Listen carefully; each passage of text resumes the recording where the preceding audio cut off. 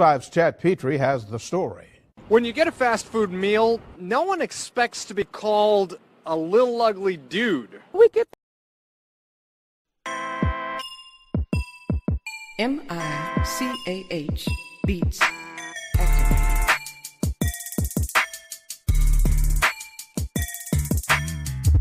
Welcome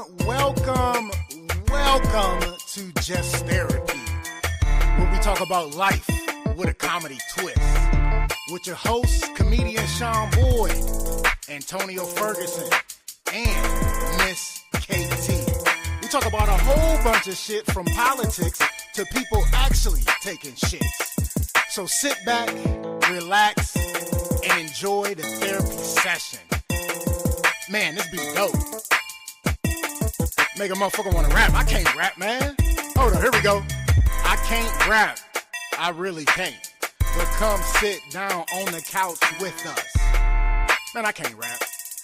Come to the couch. Enjoy the show. Let's go.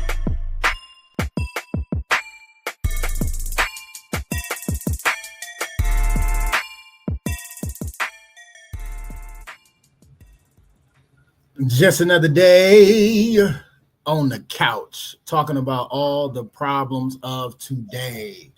Welcome back to another episode of Just Therapy. It is another beautiful Monday evening, y'all. Ooh, we back in the building. And you already know what it is. I got my co-host with the mostest by my side, Miss BBC in the building. What up, sis? Greetings. Hey, bro, I missed you. Yeah, man, you got sick on me and shit, man. But you know, I hope you feel better. You're lucky I wasn't near you. I would have made you get it. You feel better, right? I do. I feel much better today. Definitely. I'm not 100%, but still good. All right, that's what's up. Well, welcome to another episode of Just Therapy, Couchers and people coming in. Yes, real quick. Hopefully your work Monday wasn't too bad. I know mine wasn't too bad, but we are here to make your Monday evening great with another therapy session on the couch. And we got another outstanding show for you tonight. We are joined. Oh, real quick, before we even do that, big shout out to not last week, but week before that guest, comedian Angel Hampton was in the building 2 weeks ago. Great episode. Yeah, really good. So make sure you check that out if you haven't already. Check it out on YouTube or rewatch it, whatever you want to do, or on Spotify. Either way, however you fancy, you get your therapy in on the couch. But this week we got another guest. I'm excited because we done already laughed before we even got on the couch to talk some shit. So this should be a very interesting, nice, fun, fantastic, educational, amazing, dope. Look at that, all them words. Episode for your ass, y'all. Listen, we have. I don't want to mess it up. Supreme Being. He's the Supreme Being, lifestyle coach. My guy, Supreme Being in the building. What up with you, homie? Hey, what's going on? What's going on? Good evening, everybody. Thank you for having me on the couch today, man. I'm very honored. Very honored. No problem. Now your volume is a little low. Let me see. Let me see if I can. Let me see if I can put my. Let me see if I can put these headphones in and see if it'll help with that. No, I got you on this end. Oh, okay. Yep, I got you. Perfect. We good? Yeah, I can do it on my end. I got you, brother.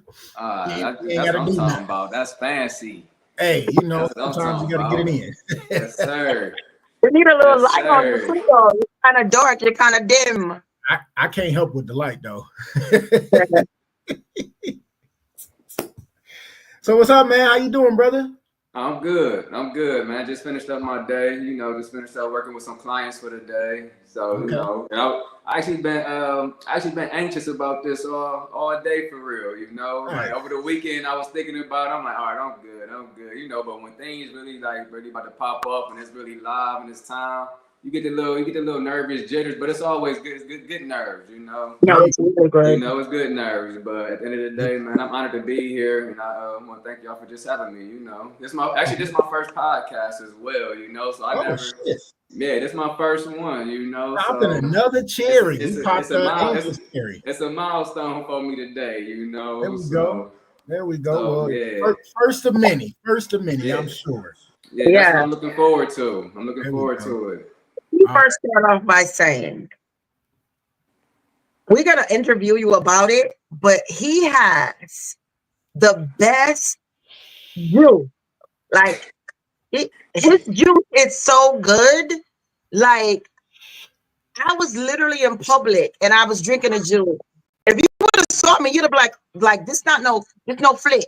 This not no porno BBC. Like, I was drinking it down and I couldn't stop. Like, make your lips pop. It is so good. I did a video about it, didn't I? I was in there. I was just fucking like. We gotta find that video for bro one time so you can show him the video. Bro, I was gawking. I gawked the juice. Like it was. Like it's dripping down. I'm like wiping it up. Like oh wait. Let me tell you. Let me make you know. Oh shit. Lying.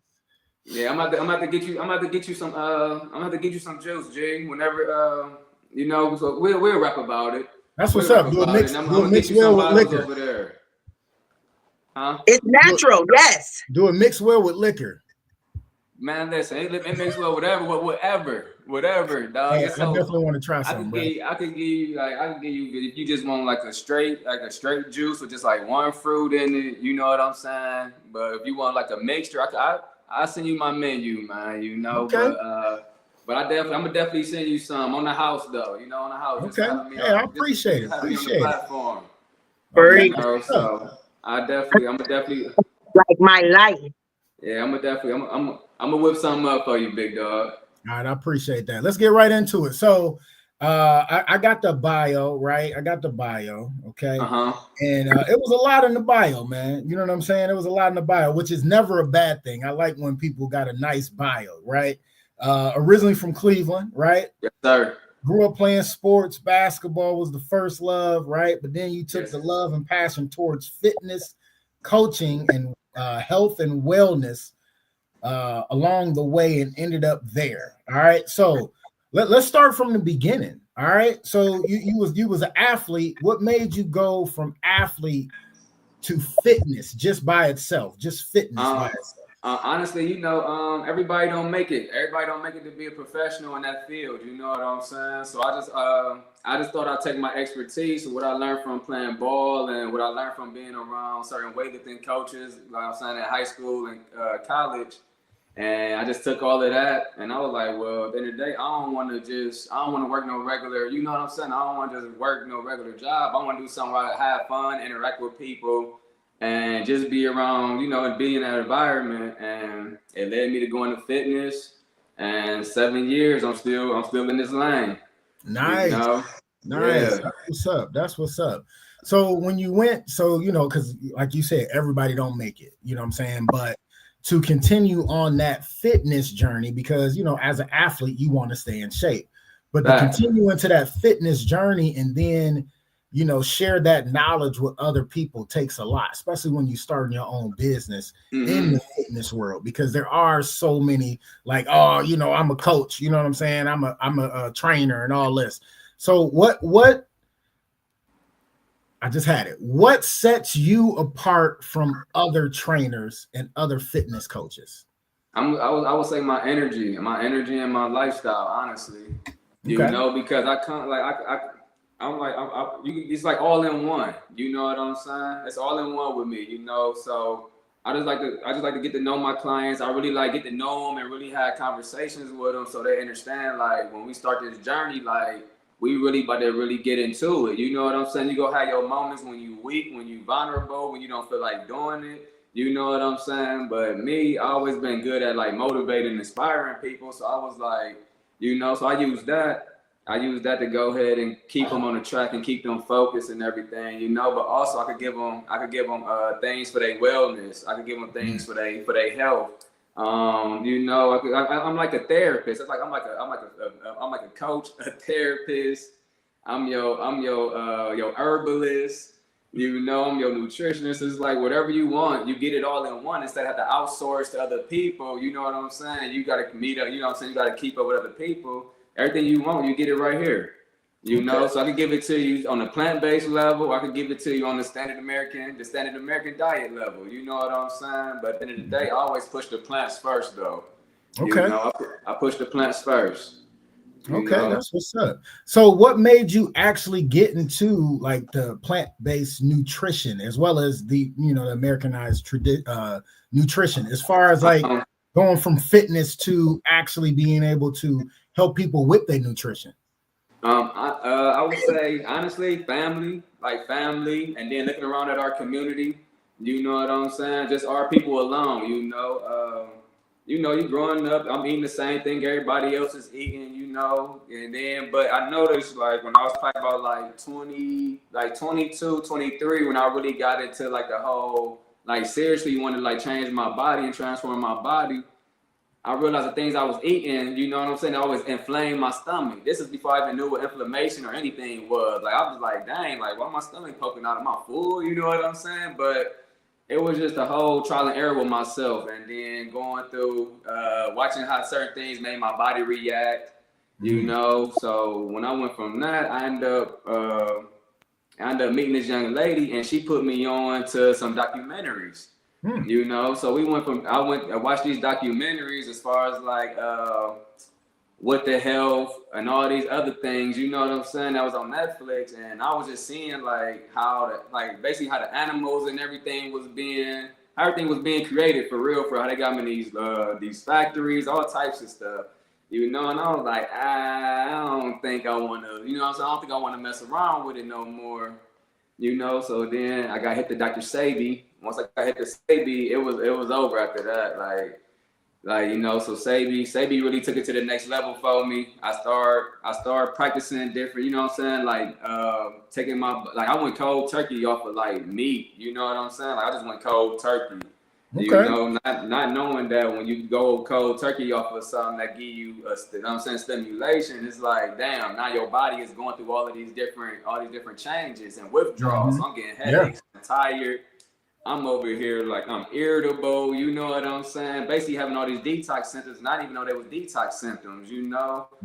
So it was just a whole trial and error. And as far as like training and everything, I was actually practicing on my friends before I actually turned it into a business. Okay.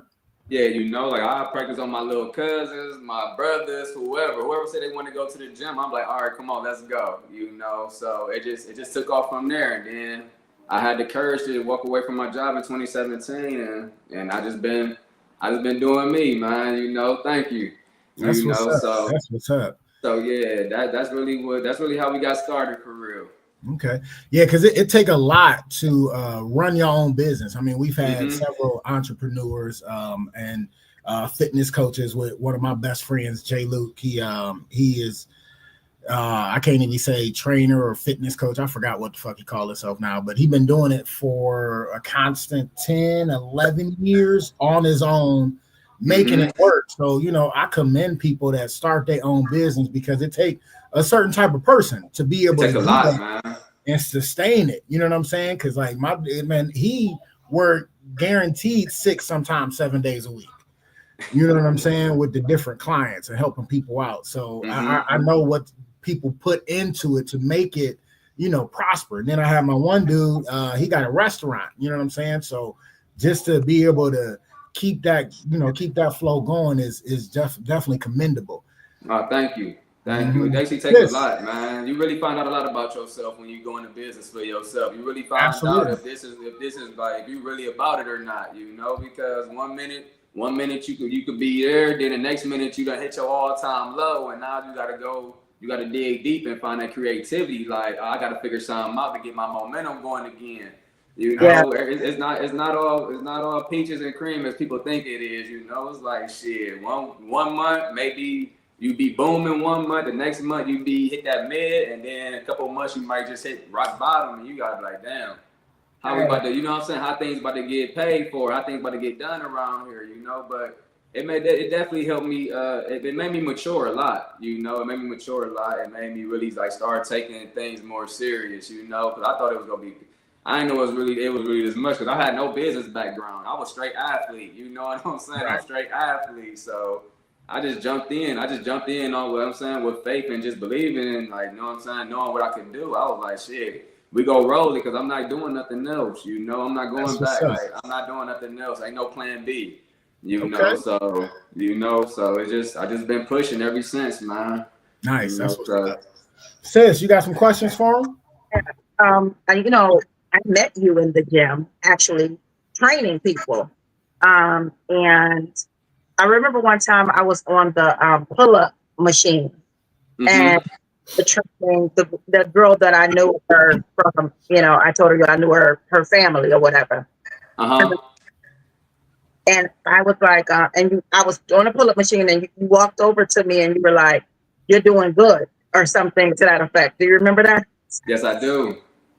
And it's so crazy because sometimes I don't like when people come up to me to try to like either tell me I'm doing good or whatever like that. But what made me not feel any way about you is because your interaction with your clients. Like going to the gym for me, I need that because I'm a person that needs classroom atmosphere. I watch your interaction with your client because you don't cover them. How you have the discipline not to like hover on them, like, you know, but at the same time give them the energy of a trainer. I think it's coming from, honestly, it just comes from being the way I was raised, honestly. You know what I'm saying? Like, my mom always gave me, like, she always gave us the room to figure it out. You know what I'm saying? Like, she wasn't overbearing. She always gave me the room to figure it out, you know? And plus, I don't like being micromanaged, and I don't like people watching over my shoulder neither. So I show them, and if I, you know what I'm saying, I let them get their feet wet, and they can do a few reps. But if I see something wrong, I will stop and correct it, and then I step back and let them go, because at the end of the day, I want them to be able to take that and go on their own and do it. So, you know, so it's like I'm there, but I'm not there. You know what I'm saying? So it's just, and it's just knowing your clients. You know what I'm saying? Just knowing your clients for real. Like, I don't want to come off as if I'm trying to be a drill sergeant or anything. I don't want to break nobody's spirit. I'm really trying to build you up. So I want to give you that confidence and show you that I trust you. Go ahead and do it. You know, go ahead and do it. If I see anything wrong, I'm gonna address it, and then I'm gonna let you go back and knock it out again. You know what I'm saying, on your next set. You know, so I don't like people being overbearing on me. So I try not to do it to people. You know, so that's where I get it from. Another thing, like when you're working with your clients, is it hard to get them to engage with their eating habits and, you know, focusing on, you know, because as a trainer, you want like you said, you do nutritionist, you do all those levels or whatever. Is it hard to get them to engage from one instance of being their coach to the next? Sometimes because a lot of people are stubborn, you know what I'm saying? Like, they're stubborn, and they really like, and a lot of people are afraid of change. Mm-hmm. You know, a lot of people are afraid of change. They are afraid of the unknown, you know? So like, I just try to like build them up as much as possible, you know? I try to build them up as much as possible and just let them know, like, it's okay. You know, it's okay. Like, if you mess up, it's okay. It's not, I'm not gonna punish you, you know? How you doing? Right. You know, so it's like I'm not gonna punish them. You know what I'm saying? So it's like I build that. It's almost like building trust with them. You know, it's like I build trust, and at the end of the day, I have to be an example. Like, I'm a billboard for my business, so I have to be the example. You know what I'm saying? So I have to let them know that I'm eating. Your shirt, like, take off your shirt and show them your belly, because I saw you in the gym. Like, I'm not gonna do that. He a grown man. I ain't gonna do that. Damn, sis, you doing too much, man. I'll take his word for it, man. You know what you mean? Take off his shirt, man. This ain't no porn video site. What the fuck? Hey. I get what you all y'all saying, but man to man, my dog, I'll show my dog. I'll send him some videos. He can check out my profile and everything, and he'll see like everybody else. People that's watching, you can get new clients. We have people that are watching us right now. So those that's watching, listen, for those that's watching right now, man, y'all can get with me at Supreme Lifestyle 666 on Instagram. You feel me? Supreme Lifestyle. Go ahead and check me out. My page is open. You know, go ahead. You can see the proof for yourself, and we really get busy. There you go. Yeah, because somebody showing a six-pack don't mean they can actually train somebody else to keep on their wellness journey. That's the thing. You know what I'm saying? Yeah, you know, got to be able to translate. So I do have my clients on there from their transformations and everything. So if y'all want to go check it out, like I said, that's Supreme Lifestyle 666 on Instagram. Nice. You know? Nice. So what made you go plant-based nutrition instead of like the regular routine that everybody else do? Honestly, cut the middleman out. Go ahead, cut the animal out. So you know what I'm saying? At the end of the day, you know what I'm saying? We are electrical beings, man. We want to eat everything that's gonna give our body some type of energy, some type of benefit. And honestly, eating an animal, man, just don't give me no benefit. From doing my research, you know what I'm saying, and coming from where I come from, like it don't give me no benefit, honestly, you know. So at the end of the day, I'm just constantly getting all types of nutrients and vitamins and minerals. I don't have to worry about like no inflammation. I don't have to worry about no type of cancers, no type of nothing, you know. Because I'm at the end of the day, you eating fruits and vegetables all day, and that's what really cleans your body and heal your body and build your body, you know. So at the end of the day, I just really did my trial and error and really got it down to a science, you know, to the point where, I mean, anybody could, you know, so I could teach anybody this life, and you know what I'm saying. Anybody that's open to it, like I don't force it or push it on anyone.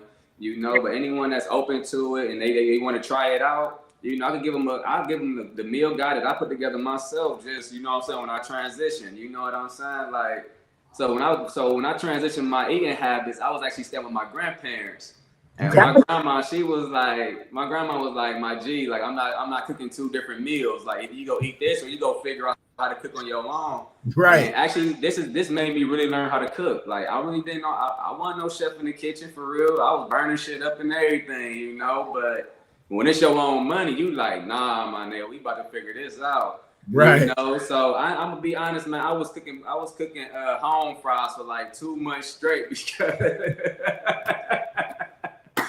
I'm cooking home fries and burning squash and zucchini because I'm overcooking it. You know what I'm saying? Like I never really learned how to cook, so I really went through it was like a rebirth at the end of the day. You know what I'm saying? Like I had to rebrand myself and retrain my body, all types of stuff. You know what I'm saying? But honestly, man, it was one of the best decisions I ever made for myself, and I don't regret it not one bit. You know, I just want to educate as many people as possible. Like it get really saucy over here with plants because it's so versatile. You know what I'm saying? It's so versatile, man.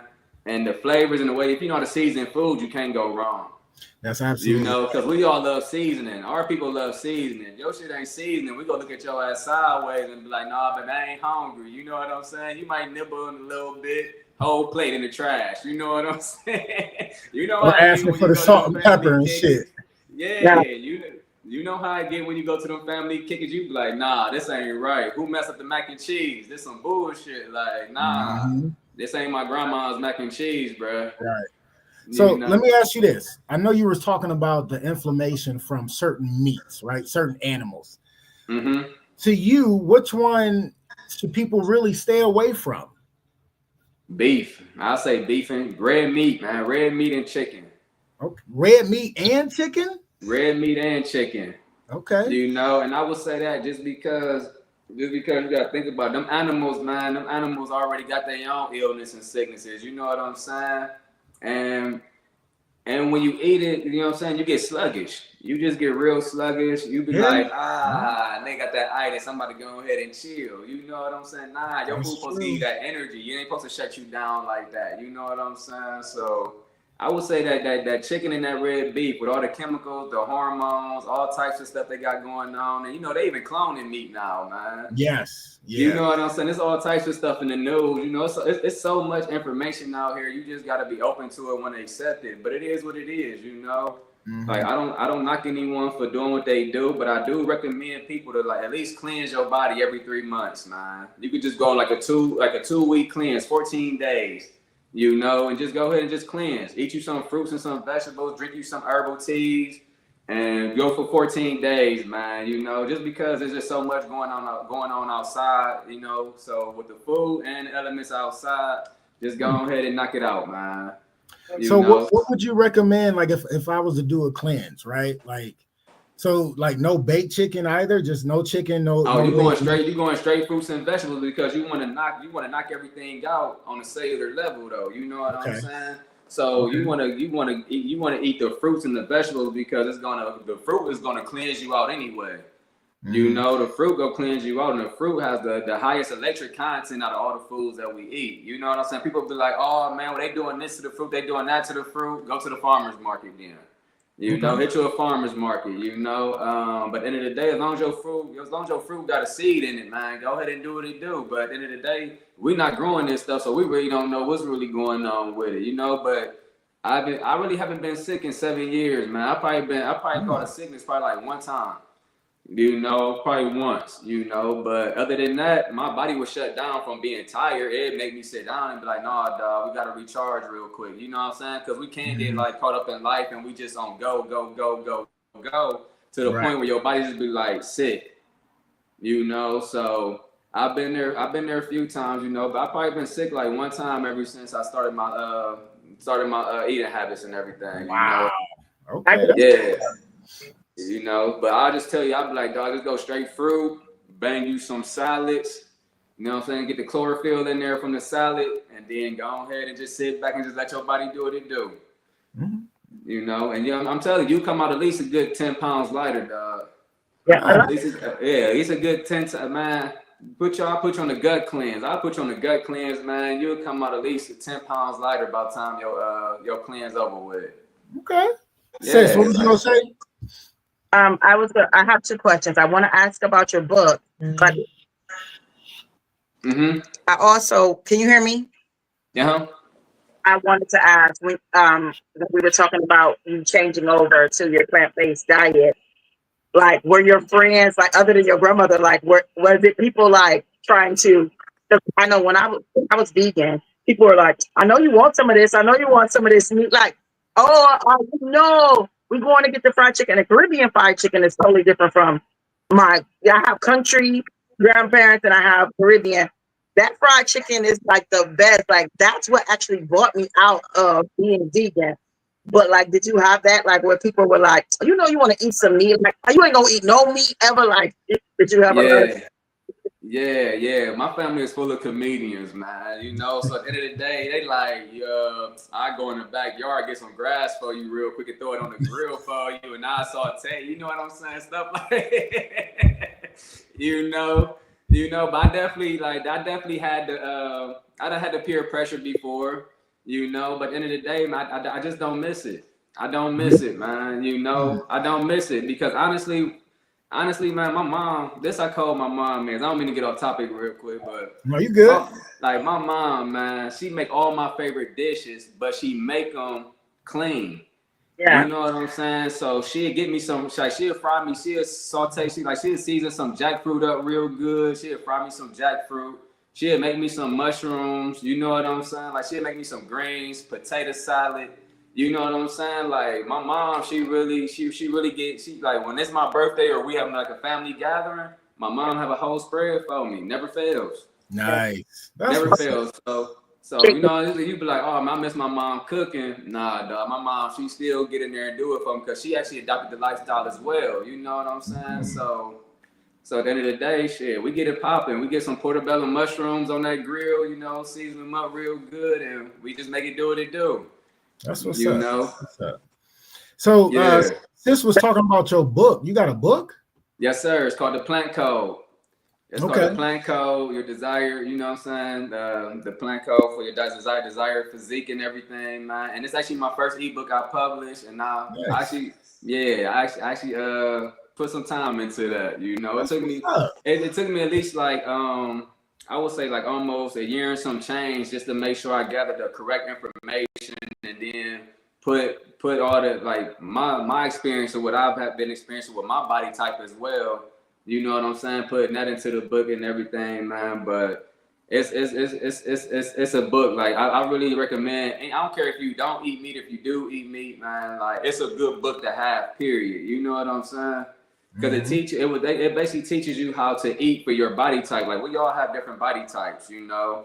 So Absolutely. it definitely breaks down. You know what I'm saying? Your nutritional content as far as like your healthy fats, your carbs, your protein, you know what I'm saying? How to work out for your body type, all types of stuff, you know? So it actually describes the body type for you. It's very in depth about the body types, you know? So at the end of the day, I do recommend if anyone want to just learn how to work out or eat for their body type, you know what I'm saying? The plant code, that's all you need. You just need the plant code, you know? Nice. That's what's you up. know, yeah, that's, you know, if you do want to purchase the plant code, the link is in my bio on my business page. If you want to, how do they get to all your pages? Go ahead, give all your information. Instagram. We straight Instagram. Supreme Lifestyle 666. You know, go ahead, shoot me a follow. And just enjoy the process and the ride. You know, so.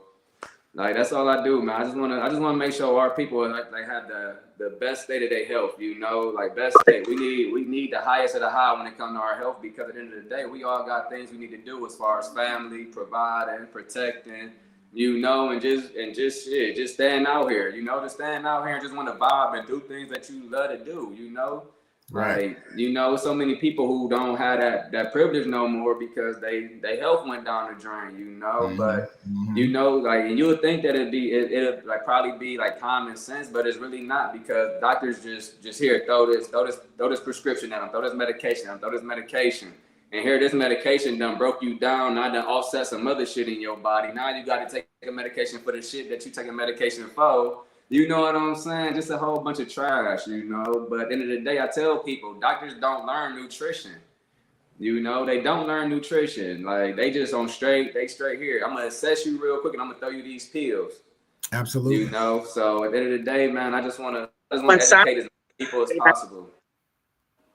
What'd you say, sis? They convince people that they're doing science, and it's really not that either.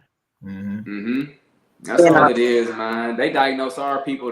They misdiagnose us all the time, man. That's true. You know, they misdiagnose us all the time, you know. So at the end of the day, man, that's why I tell people, man, become your doctor. You know, become your own doctor. Learn your body, because it's your body. You know what I'm saying? This is what you need every day to get up and get out here and go get it. And shit, live life for real, you know. So at the end of the day, man, just learn your body. If you don't know nobody they don't say, if you can't learn it yourself, shit, just talk to people. They'll teach you shit. Contact me. I will teach you for free. Like I love spreading this type of information, you know. So, you know, Instagram, they ban a lot of stuff. You know what I'm saying? They're just like, you know, a lot of people won't even see your stuff unless they really go to your page and really like clicking on it and scrolling. You know, like I'll be like, damn, 1 like, no likes, 7 likes, 13 likes. I post some bullshit, 300 likes. Like what? Yep. You know, so the whole algorithm is wild.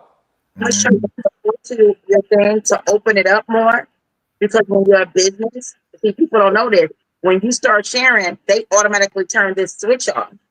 I actually saw a video about it, and they took the video down, and you can go into your Instagram and you can open it for the algorithm. When you're teaching about health or uprising about anything or the truth about anything, like when I post about my Ethiopia and Rasta, you know, the Bible and the calendar, they banned it, or they take the what is it called, audio out, or so with the algorithm it's turned off. So when you get to like, I only got 3 likes, but I got like 700 people on my page, that makes no sense. But I'm gonna show you guys how to do that too. Yes, please do it. Thank you for that. Please do, because ain't no way. I'm like, how how we got 500 people, 300 people, 600 people. How many? Regardless how many followers you got, I feel like if you following me, that means you're supposed to see everything I put up, right? Yeah. That's what I thought. The likes. Why don't I have any views? You know. Yeah, so I really just don't even like. I just posted. I reposted in my story. Like I don't even care no more. Like you know what I'm saying? Because I know Each other's messages. You have to share. That's why when you see me share, I share on purpose because I know my platform. Stories are seeing more. That's something that they haven't been able to cut off yet. But it is important to share, and then go into people's DM when you post. You want it's something that you want to see. Share it in their DM too, because you're gonna get some people that also listen to it, read it, and want to share it. You know what I'm saying? I'm like, I don't want to go in nobody's DM because I don't want them to come in my DM. If they come in your DM with fuckery, block them from being in your DM. But yes, share in people's DM, like hit people up. I share his messages even in text. When I know we got a show coming on, especially if we got somebody good like coming. I mean, we always have good people, but if we got something that a message, especially, I copy the link and I still share it in text. I share it in Messenger, and I also share it, on the page. Like get people because it's a message that you have, and it's powerful. You know what I'm saying? Right, absolutely. So one more thing before we conclude the interview. What's next for you? What's next? Right now I have a few events coming up very soon. I'm gonna drop the dates on those on my page or whatever. I'm gonna send them to BBC, and I'm gonna think if you on Instagram, I'm gonna have to get your page as well. So we can stay locked in and stay building with each other. For sure. But I have a few events coming up as far as like selling my juice and talking to people about health and wellness. Okay. But for me, I'm just I think I'm about to go ahead and just start pushing this juice a little more heavier because I do want to get a brick and mortar for it. So I'm really focused on finding me a location because I want to have my gym and my juicery and my herbal shop all in the same building. So nice. And also I want to do more like more seminars, more speaking engagements. Because I really feel like our people really need this information, especially in the the inner city, in our communities and everything. So I'm just building on that right now. And everything else, I'm gonna let the universe just take me where it go. I'm just continue to put the energy out and just continue to push my message and continue to just like uplift my people as much as possible. Honestly, So that's what's up. That's what's up. So that's what we got going on right now. All right, and then they can find you at Supreme Lifestyle 666 on IG, correct? Yes. All right, make sure y'all check them out, man. Definitely interesting topic, man. Thank you. Love this interaction, man. That was some good shit, man. Thank you, man. Appreciate you. You ain't gotta go nowhere, but definitely appreciate that, man. For real. All right, let's get into it. You already know what we like to do. We like to start off with the recap on what happened to us this weekend or whatnot. I'll go because I got a lot real quick. So we'll start off from last Monday. We wasn't here on the podcast last Monday because I did my 13th annual suicide prevention fundraiser. We had a really good turnout. It was about 55 people that came out. We ended up raffling off I don't even know how many different gift cards and gift certificates, but every year it kind of surprises me, and I'm in awe of just how I'm able to, well, not how I'm able to, how many people are willing to continue to help with the fundraiser as far as my gift cards, gift certificates, gift baskets. You know what I'm saying? I had just to name a few, Hibachi Japan donated $100, so I split them up $50 a piece. Longhorn did $100 again, plus they did a whole stack of free appetizer, free desserts, which I was able to give everybody that came through the door one of those. So even if they didn't win a raffle, they got something out of it to go and put money back into this business that always support, something for a good cause. O'Charlie's donated again for the third year in a row. Kent Nutrition donated. Johnny Scott comic books donated again. The Chinese buffet in Kent donated again. Kent Psycho donated again. A dude from Primal Screen gave me some money so I can buy 2 different liquor baskets. I had somebody from Chelsea's bar, one of the bartenders, she donated a gift basket to make like Jello shots, and they actually donated gift certificates for the bar. And it was a lot of people that donated and supported the cause. I had a couple people help me, so I was able to get everything set up before everybody pretty much got there, and was able to slide off to get my mind right.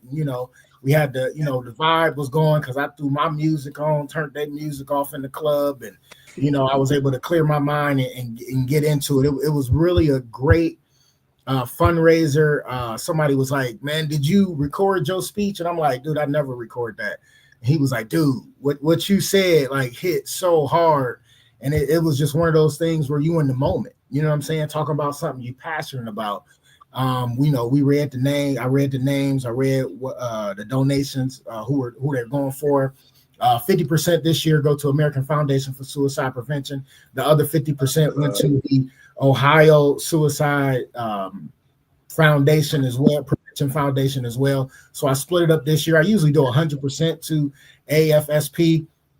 So I wanted to switch it up this year, give my state some money. So we was able to raise $1,400 total. So I split it up $700 a piece. And it ended up being like $659 to American Foundation and like $646 because they charge them fees when you donate online with a credit card, but it was a flat out $700. I kept messing with the numbers every time to get it right at $7 because I wanted them to get all their money, but with that fee, like I couldn't pay that out my own pocket. I just couldn't do it this year. But they both got $700 a piece. It was a good time. I had to actually count the names this year because I typed them out again because I read names of people who know me that knew somebody that took their own life. So it was 165 names out of 13 years, 165 names, and that's just people who know me that know people. You know what I'm saying? So we read those names, and it'd be a lot. It'd take a lot out of me to do that first part. Because it means so much to me. I talked about why I do it, between my friend or whatever. And then, right after I was done with that, I had to flip that switch and make motherfuckers laugh. Like literally it was just like heavy. And then I was like, bloop, all right, motherfuckers, and just went straight into making people laugh. I mean, sometimes you gotta turn it on. You know what I'm saying? Because other comics up to, a stage like that when it's so heavy, I want people to be able to come up to laughter. So I was able to do that. So it was a great turnout. Big shout out to all the people that came. Big shout out to all the people that helped out. Big shout out to all the people that won, raffle prizes and all that good shit.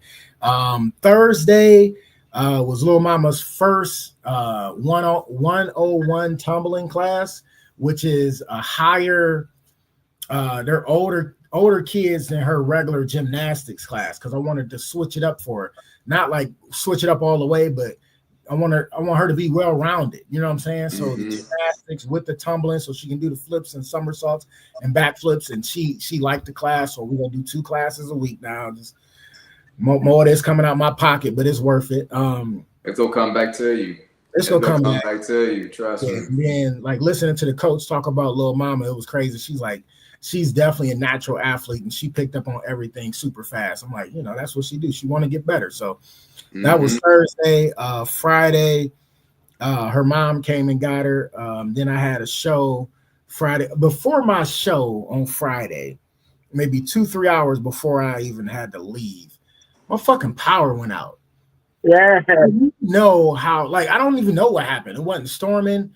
I didn't hear what was going on. Something happened. Somebody hit something because like almost all the Talmadge, Mogador, a little bit in the Akron just didn't have any power.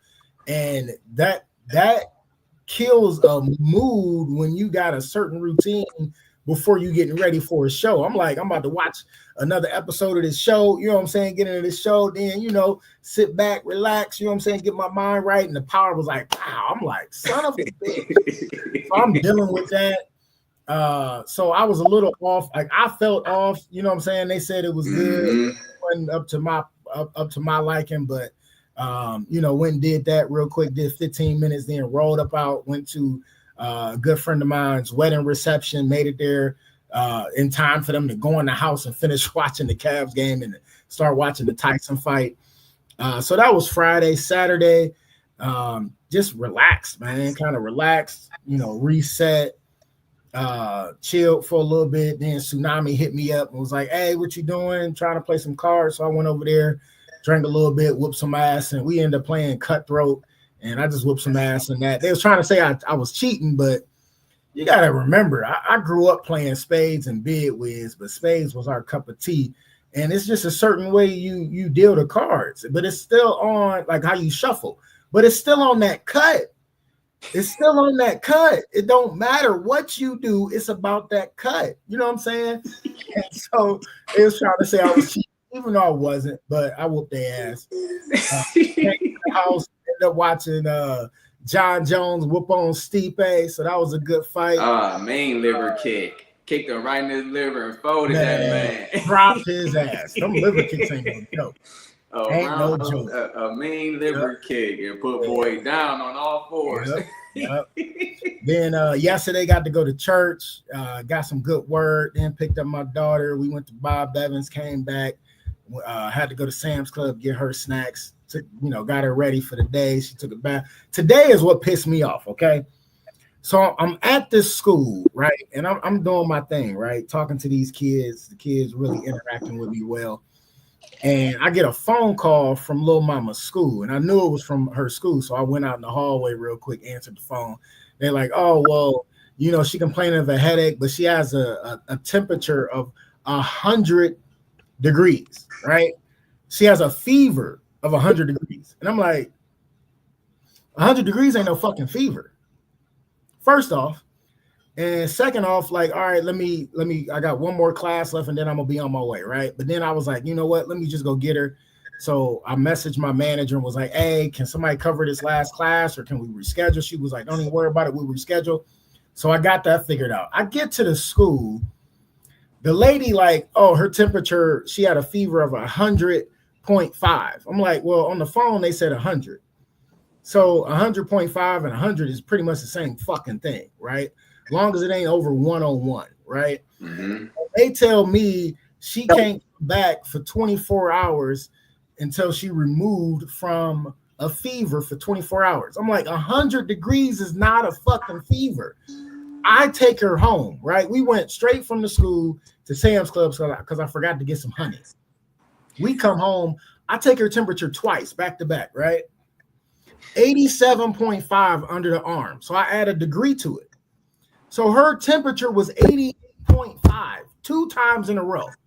So how you go from 100 to 88 and you trying to tell me she had a fever? Wasn't hot, literally got in the car, was laughing, joking, doing what she do. We get home, she flipping off the damn couch, running around, doing her normal. So now I can't even take her to fucking school tomorrow. You know how pissed I was? What they had a heat on in that building, man. What they had a heat on. She was overheating. The goodness, master. 100 is a fever for her size, but still, it wouldn't have dropped that low. So their machine has to be messed up. You can't have a fever and even in a little bit of time to be at 100 and then drop to 50 unless you ice somebody down or something like that, So that made no sense. She ain't want to be there. I'm gonna kick it with my dad today. Let's go and get up out of here. Yeah, but I mean, shit, it was pretty much the end of school. By the time I got there, it took me a half an hour from the other school to get to the school. You know what I'm saying? Shit. Yeah. So like, it really like, I can't even go to work tomorrow, and like, she come first, regardless. Y'all know that, right? But for her not to be sick, nigga, you need to go to school, and I need to go say these kids. You feel me? The fever, it's not like she had a cough and everything like that. Like it's not like, oh well, she could have COVID or or flu or anything. Like it's a fever. So staying out of school for 24 hours makes no sense. None at all. Oh, Yeah. Desiree in the building. What up, Desi? She helped me out. She said she recorded some of it. Definitely hit hard. Appreciate you. If you got whatever you got, send it to me because I would love to play that for other people. I really don't want to hear it again. That's I'd be like I said, I'd be in a different world when I'm talking about it. It'd be right. It just come out. All right, that's my recap. I know it was a lot, but I had to get all that out since we had the event last week. So it don't matter who go next. How was y'all weekend? I'll go. As you know, like I said, I was supposed to be at the event with you. I must have been sick over the weekend last week. Monday, it hit me super hard. Like I was fine in the morning, went to work out, did my thing. I actually went super, super hard. I started the 75 soft because I felt like I needed some extra stuff and I haven't been back to my trainer yet, but I just started back working out. So I'm like, you know what? I need some discipline. So I started 75 soft and I'm like, okay, so this is what I'm going to do. So I set up me a new schedule. Like, okay, boom, I'm going to start going back to classes at the Volt, working out at Planet Fitness, and working out, for when I go to the, my days that I work out at home, I usually go walk at the lake. So Monday, I had this banging workout. Like I was just like, man, I felt so good. I was like a Rocky workout. Like I was all like, yeah. And I was going to go to class with Move with D to her charge up class. And before I went to the event, and I was just like, my ear and my throat was hurting so bad. And I'm just like, whoa, like I'm feeling really scratchy, whatever.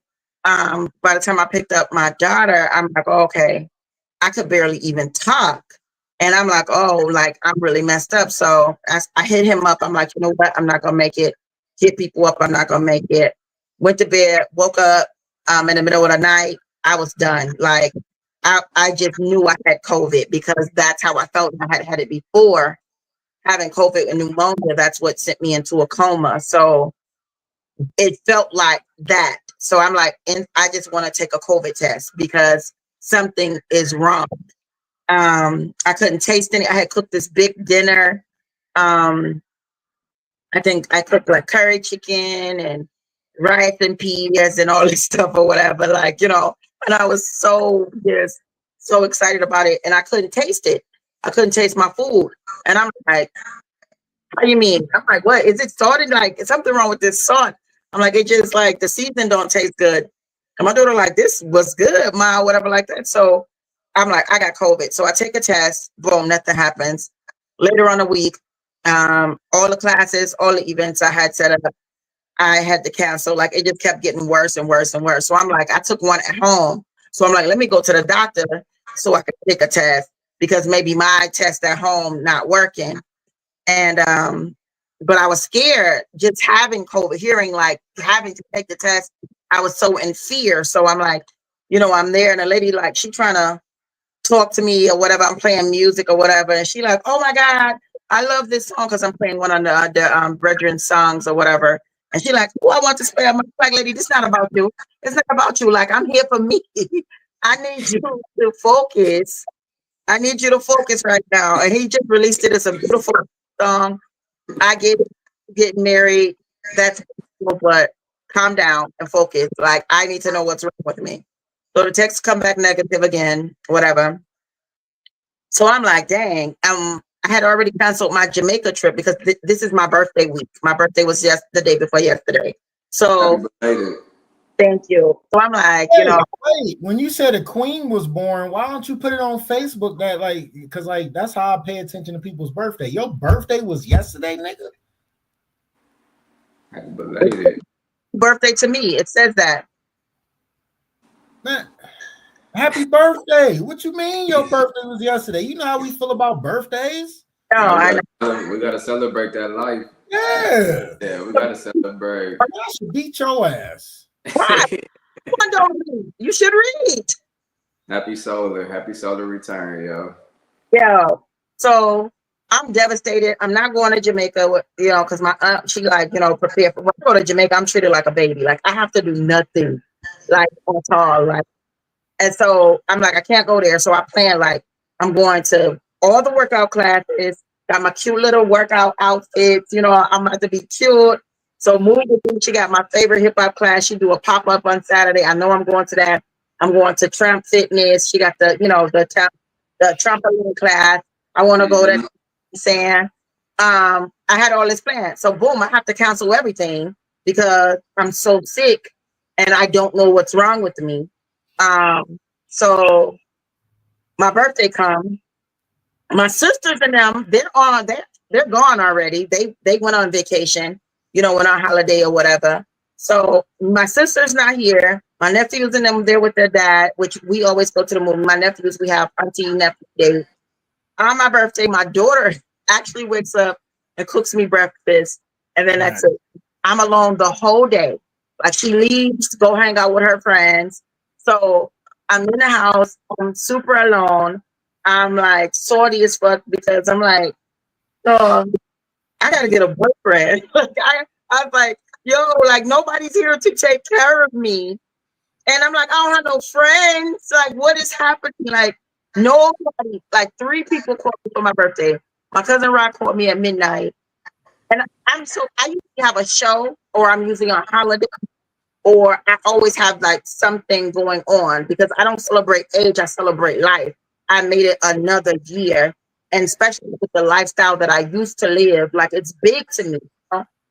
And I did my whole birthday just completely alone. I order me some food, right? I'm gonna just order food. I mean, a little birthday dinner. I get the food. Everything is old. It seemed like they had it for 3 weeks. Oh, nah. You lost me with that one. Nah. And I'm like, and I just like cry, and I'm just like, I'm. It was so weird because I love being in solitude. Like I love having my space, but like I wanted to be in the studio. I'm like, I'm gonna be in Jamaica. I'm going in the studio. I'm doing all this stuff. Anyway, Sunday come. Yesterday come, and I'm like, okay. And one of my homeboys, they're playing at this club near my house, so I'm gonna get dressed and go to that. So I had just like real outfit or whatever. I'm like, boom, I'm putting on and everything. So I'm like, boom, I'm going out. I ain't wearing no panties or nothing. I'm gonna just go out, dance off. I'm gonna turn it all the way up. She about to kick it. And I'm just clever. So you know, first of all, I'm like, I'm kissing everybody in the mouth. I'm like, I'm just like being real, just crazy. So I'm like, I get dressed, I put on my, and I'm like, gorgeous. And I get there, and I'm like, so this girl walk up to me, and she like, well, what's going on? What's wrong with you? Why you going on so? And I'm like, what's happening? What I'm doing? She like, you acting like you bored. And I'm like, I am bored. I am bored. And I left. I was there for probably an hour. And I left, came home, sat in the middle of my bed. And I cut a honeydew melon in half and sat in the middle of my bed and just ate the honeydew melon with a spoon in the middle of my bed. I'm so pissed at you. I know you say I should have read, but like usually people it show up on people's Facebook like it's their birthday today. I'm so pissed because I would have called you. I would have sung. I probably wouldn't have. It depends on how my voice was, but I would have sung to you, sis. We could have went out to dinner. On there, on this day, a queen was born. Like, okay, well, I get a pass because I don't have Facebook, so I get a pass, but I've seen you say a queen was born. I thought you were talking about like somebody else, like not your birthday. My bad. I'm so pissed. All right, how was your weekend, Supreme? She me mad. My birthday. No, I'm sorry, not my birthday, but my weekend was great, man. I just chilled for real. I just chilled for the most part. Knocked out some juice orders for a couple clients. I went and played. I had my first basketball game last night in the men's league that just started. You know, and I felt like a big kid again. Just being, you know, being in the gym and just being able to compete again and just doing what make the soul happy, man. You know, nice. So that was all I did. I watched the fights like everybody else. That Tyson fight was some bullshit.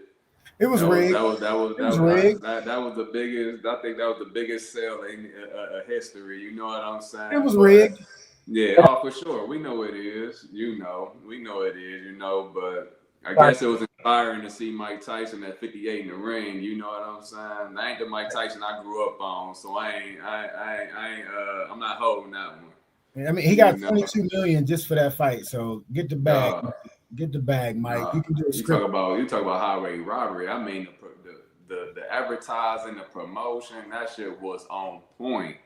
You know what I'm saying? Just to see I knew it was gonna be fake anyway, because who he was fighting. Yeah, exactly. You know what I'm saying? But I mean, it is what it is. You know, I just wanted to see what Mike was doing at 58 because the videos had me. I ain't gonna hold you. The videos had me. I say, oh, my nigga still got some go. Yeah, something's wrong with his leg too, man. He was dragging that leg, man. Come on, man. Yeah, I know, man. But damn, dog. At least throw something.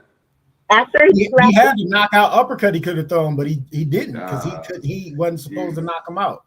Man, they put it in the contract. They changed the contract after he slapped Jake. I think they changed that contract because he slapped the living soul out of him after he stepped on him.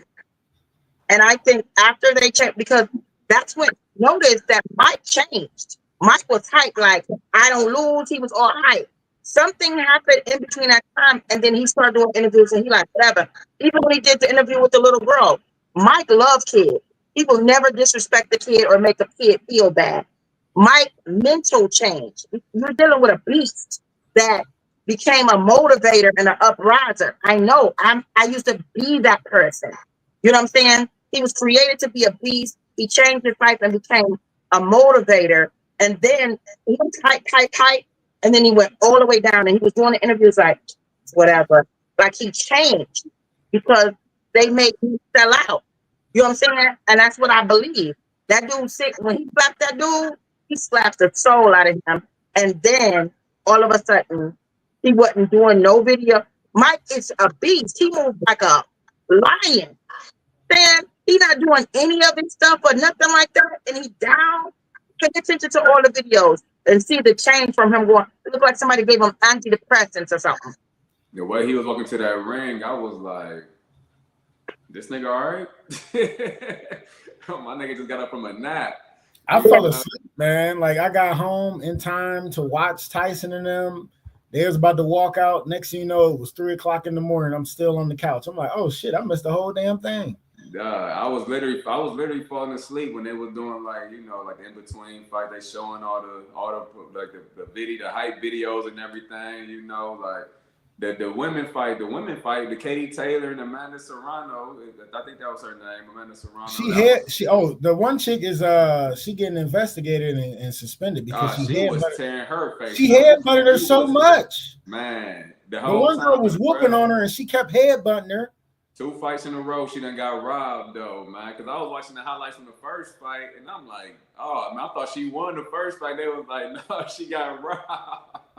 Hey, them Jays though, Hey, I was like, you know what? At this point, let's just go. Let's just take the gloves off and let's just shoot the fair one without the gloves, without no sanction. Like, let's just go ahead and shoot the fair one because I done got robbed twice. I might as well get at you with the bare knuckle now. Right. Like, what's up? Right. But yeah, man, that's all I really did. I just chilled. Saturday, man, I just feel like I ain't had no energy on Saturday, man. I laid around all day Saturday. I did a little bit of work. My clients came and picked their stuff up, man. I just laid around until it was time to get ready for the fight. But I just felt like I ain't had no energy, man. I literally just laid around all day, but I wasn't mad at it, because Sunday I got up feeling so much better, re-energized and rejuvenated, so. You gotta stop guilty about that. All right, let's get into this next topic real quick. We're gonna do childhood memories. We like to give people a childhood memory of us in the past. And again, I'm going on 4 years of doing this podcast, so they done heard so much of my past. But we like for the couches to get into our guest past and as well as us and give them a childhood memory. It can be funny or crazy. I'm like I don't want to be pressed for time, and I ain't trying to rush nobody. I'll do one real quick. So I'm gonna do this one. So we used to go to the creek in our neighborhood, right? Because I grew up 146 in Kinsman. Then our parents moved us out to Bedford Heights for a better education, and we had a park right down the street from us, and it was a creek back there. And I was one of those kids that like that. We was always hanging out, always in the creek or whatever. And we had a tunnel that went from the beginning of the park, right before like the driveway of the park. It was a tunnel. You can walk through this tunnel all the way down to where the creek was, right? But me as a kid, everybody used to go through this damn tunnel, except for this kid right here. I never ever went through that tunnel, even with everybody that was going in that tunnel. I never went through that tunnel all the way to the end of the creek, where the creek actually starts. I never once went through that tunnel. I don't know what it was. I don't know what I was scared of, but I wasn't going in that motherfucking tunnel. I don't care how many people was with me. That was one thing I was not doing. Everybody and their mama went through this damn tunnel, except for the fat kid that everybody knew. I wasn't on it, man. I ain't know if it was gonna jump out of that motherfucker, if we was gonna get stuck in there, if I was gonna mess up my shoes. Spidey senses I going never once went through this tunnel, not one time, and everybody had went through this tunnel except for this kid right here. I was like, no. So that's my childhood memory. So did you ever end up going through it? Like I never went through that tunnel, dude. We always like meet them at the end. I would meet them at the end where it opened up into the creek. I did that. I would go in the woods and we walked through the creek, and you know what I'm saying? We walked through Tinker's Creek, the big ass creek that was crazy. I done did all that, but I never walked through that tunnel all the way through. It had to be at least a nice little mile, if not like maybe a quarter mile, if it wasn't a full mile of tunnel underground. I would meet them at a spot where it was a grate where I could look down and see them, and they'd be like, "What up, Sean? What up? Meet us at the other end." And I'll just keep walking on the top and walk through the woods and go to the creek and meet them, and they'd come out, "Man, you should have came with us." Nah, fuck that. Ain't going. Not me. Not once. Never went through that tunnel. So that's gonna be my childhood memory this week, man. Don't give us a childhood memory there, Supreme. Let me see. I would say one of my favorite childhood memories is I'll say skating at Zelma George, man. Like just growing up, growing up in that area, man. Zelma George, when they had the birthday parties or just the kick it, man, was probably one of the best. One of the best. Some of my best childhood memories. That's when I knew how to roller. That's when I knew how to skate. That's when I knew how to skate. I was like a daredevil. Like I had one speed. Dog. That was it, So I would say just kicking it at Zelma George, during that childhood, around them ages 8, 9, 10, and just going up there, just having fun with your family, or just seeing homies from the neighborhood that's in there, and you just getting your skate on, So that's probably one of my best. That's probably one of my best childhood memories for real. Nice. That's what's up. So we used to go to the skating ring on the west side a lot, right? But I never went to skate. I went to dance in the middle of the skating ring because they had the dance floor with the DJ. We'd be up there, dry humping and shit, getting our dance on and shit like that. But me, I can't skate, man. I can ice skate, which is crazy as shit, but I cannot roller skate to save my life. And them motherfuckers who be dancing and doing all this and sliding back and forth piss me off. Fuck y'all.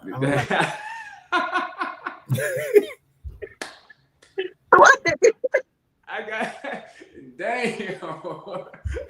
They be making it look smooth, be going backwards and shit. That shit looks so cold though. I never made it to that level, man. That shit looked so hard though. I was like, damn, that's cold. I always wanted to get there, but once we moved from over there, I never skating didn't exist no more. Once we moved, it just ain't exist no more for me. Like it was to the point I ain't go skating again until I was an adult. I ain't go skating again until I was an adult, and I was end up going the USA skates. I'm falling and shit all over the place. I'm like, I'm a grown ass man. I'm like, get the fuck up off this rink, man, and go ahead, just chill over here. Like I'm about to hold the wall up because I just couldn't get right that night, man. I'll be in the middle getting my grind on and shit. You know what I'm saying? They play some Jodeci up in that bitch. You know what I'm saying? Just my dog said we dry humping. Anyway, let me tell you. Right. It's gonna be real quick. My childhood memory. Okay, remember? I mean, okay, when we were to leave the house a lot, you know, I told you how my real mother was. So, I'm the baby, but you know, everybody was always older than me. So they used to jump from our closet. Like we had this closet and it had this like high thing in there. So like they would jump from the closet to the bed, but they never wanted me to participate because I was a snitch. So I would always like tell, like if something get broke or whatever, because first of all, we got whoopings all the time. She couldn't help herself. So I'm not gonna just like if she say, if whoever tell me, I'm telling it, don't get a whooping, I'm gonna do it. Anyway, so they like, come on. I'm like, I want to jump or whatever like that, you know. So they like, no, you too little. And I'm like, no, why? This is why I'm a daredevil now. This is why I'm always jumping off stuff and breaking bones. So they like, no. And I'm like, you too little. You're not going to reach the bed. I'm like, just show me. So they finally let me do it. They like, you're going to get hurt.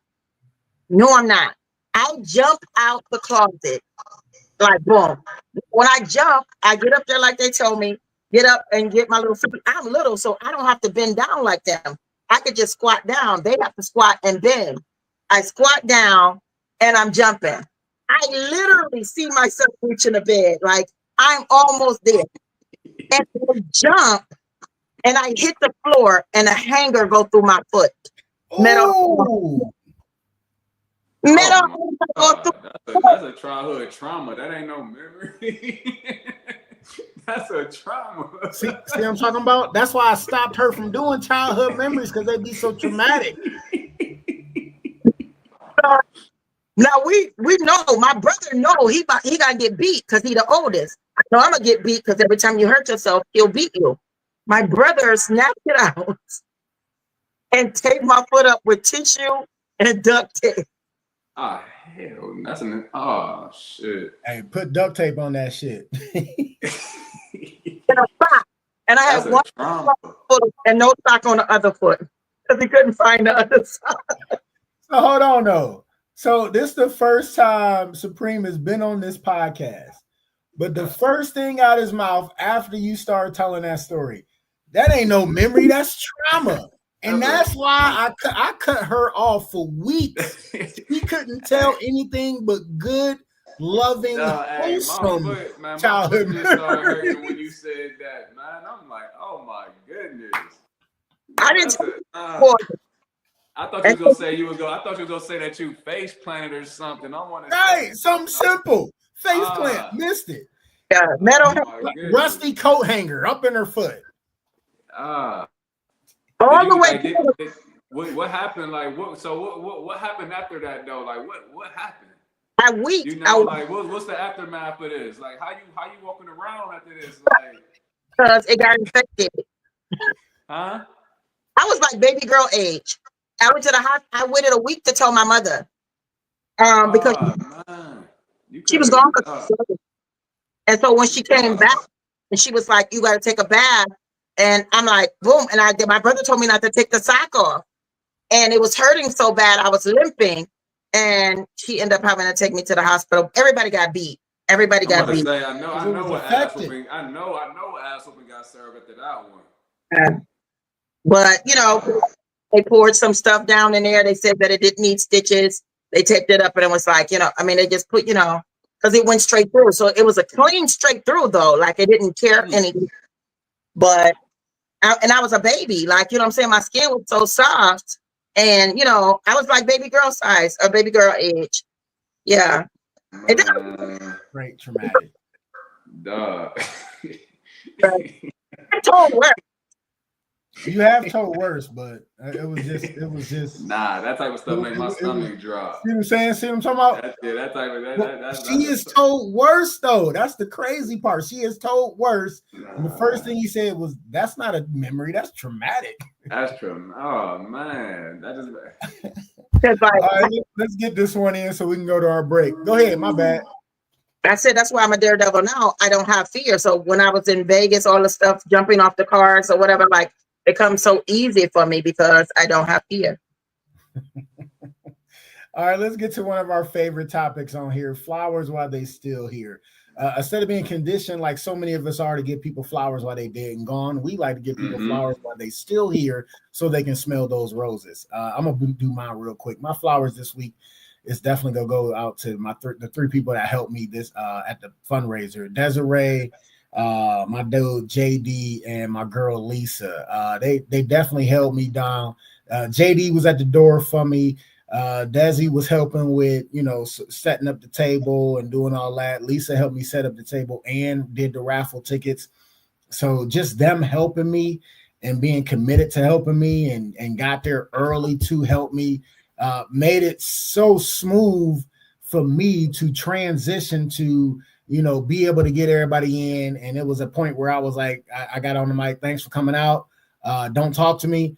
If I ain't say nothing to you yet, I'll come back in like 5-10 minutes after I clear my head and I'll come and greet everybody.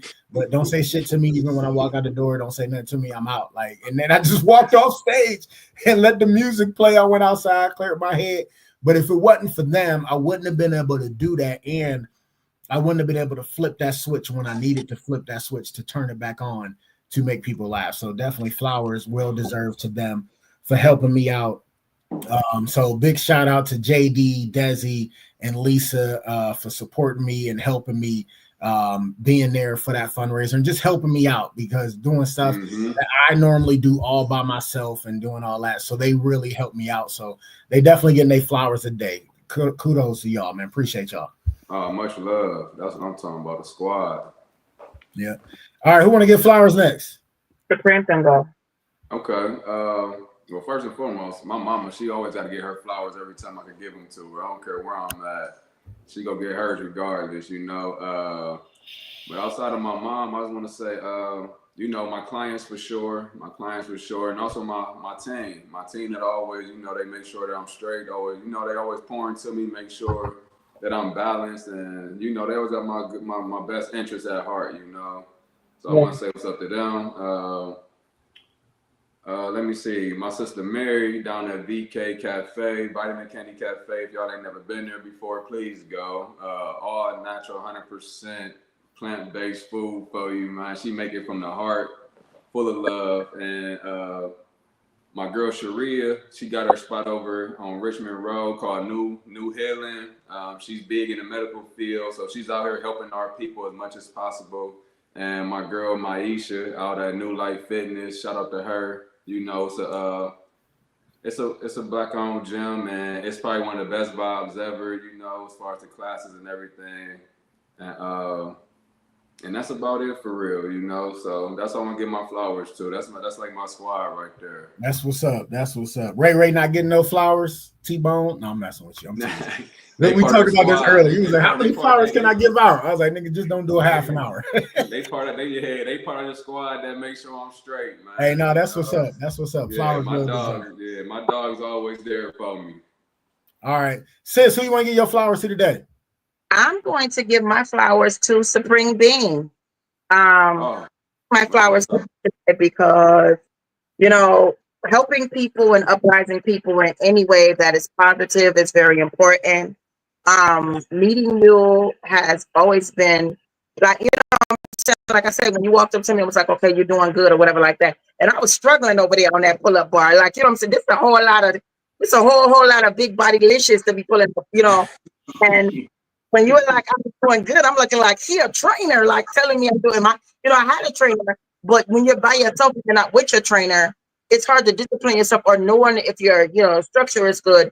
And if you made me feel like that, I can only imagine the way you make your clients feel. I watch you, I see what you do, I've gulped down your juice. You know what I'm saying? You have a presence about yourself. Like sometimes I feel uncomfortable even when and I've said this to you, like when I'm talking to you, I feel like you're a giant. You know what I'm saying? Like I know I'm a giant, and I be like Supreme Being, like Fifth Element type shit. Like, that shit is real to me. And so my flowers go to you for what you do for the people them. And, it's a real uprising to have met you. Oh, thank you. Much love. Flowers Thank well you. deserved. Flowers real deserved. Yeah, you be gawking down that juice, all right, man. Like, nah, that's what you talk. Like, I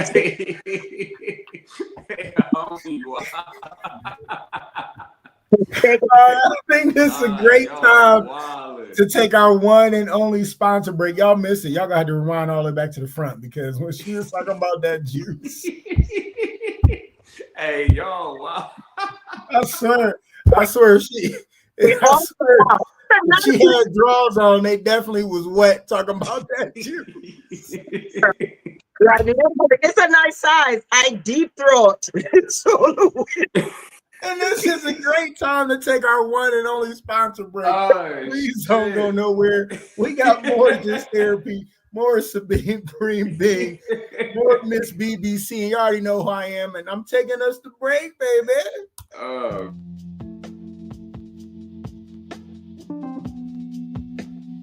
Primal Screen in Kent, Ohio.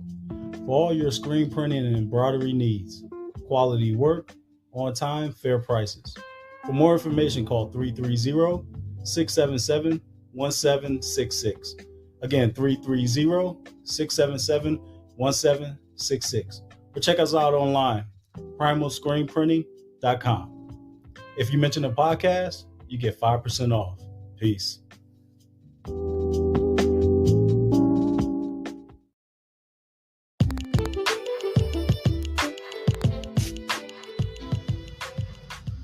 Custom Design Aquariums, where we bring your aquatic dreams to life. With your help, using your imagination, together, we will turn your home or office into a peaceful getaway. For a free consultation, call 330-475-5181 or contact us by email at customdesignaqua@gmail.com. Once again, that is customdesignaqua@gmail.com. Mention this podcast and get 5% off.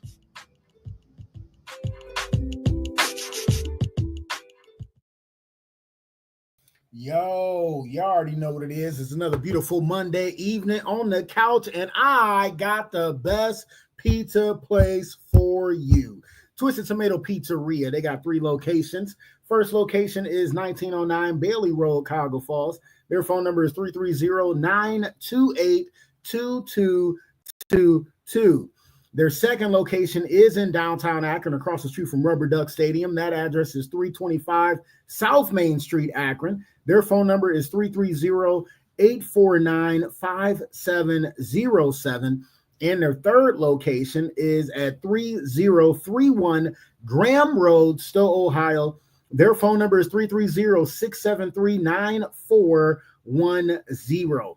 What I love about Twisted Tomato Pizza so much is definitely the downtown location has to be the beer wall. I mean, they got 36 glorious taps of wine, ales, IPAs, lagers, whatever you can think of. And I like to call it the Dave and Buster's of beer, because you go in there, you put money on the card, you walk up to the tap with the card, touch the card on the tap, and you pour as much beer or wine as your heart desires. And I mean, it's just so good. It's so good when it hits your lips. It's just so good. Another thing I love about Twisted Tomato Pizzeria is that they cater to your taste buds. And everybody always be like, SB, what do you mean they cater to your taste buds? Exactly what I said. They cater to your taste buds. So anything that you order, specialty, regular, it's always on point, always delicious. And that first bite, I'm telling you, that first bite, when you take that first bite, you be like, bitch, it's just that delicious. You gotta try Twisted Tomato Pizzeria if you are ever in the Akron, Cuyahoga Falls, or Stowe area. Make sure you check them out. And what you do is mention Just Therapy, the podcast, and you receive a 10% discount. Yes, money off delicious food. You can't beat it. And I'm not doing this because they are the official sponsor of Twisted Tomato Pizzeria. I'm doing this because the shit is good. Make sure you check them out. Twisted Tomato Pizzeria. If it's pizza, it is possible. Twisted Tomato Pizzeria. Check them out, y'all. And we are back.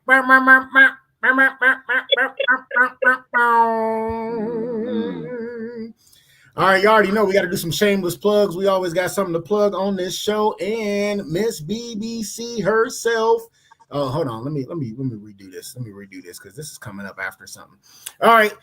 Shameless plug. Y'all already know what I do. So I'm back on the road. You know what it is. And Saturday, Thanksgiving weekend, I will be in Indiana at Fort Wayne Comedy Club. This is a club I told everybody and myself I would never perform at this club because I didn't like the owner of this club. But guess what? That owner is no longer there. It's my guy, Chris Kettler. He opened up his second club. He has one in Massillon at Crackpots Comedy Club, and now he has one in Indiana at Fort Wayne Comedy Club. So, of course, you already know what he's doing. He's bringing me in to bring the laughter on Thanksgiving weekend, November 30th, 7:30 showtime. Tickets are only $15. We're going to have a great time. It's in New Haven, Indiana. So, my Indiana people, come check me out. It's going to be a great time. I'm telling you, I'm going to be on fire, talking some shit. I got a lot of shit to get off my chest. So come check out your boy. You already know what it is. And the following weekend, I'm taking my talents down to Kentucky with some people that I like and that are funny to me. So it's going to be a great time. We are at West Point, Kentucky at the West Point Music Hall and Venue. My girl Tsunami and my guy Brandon Petrie, friends of the couch, funny ass comics, and myself will be headlining. It's going to be a great time.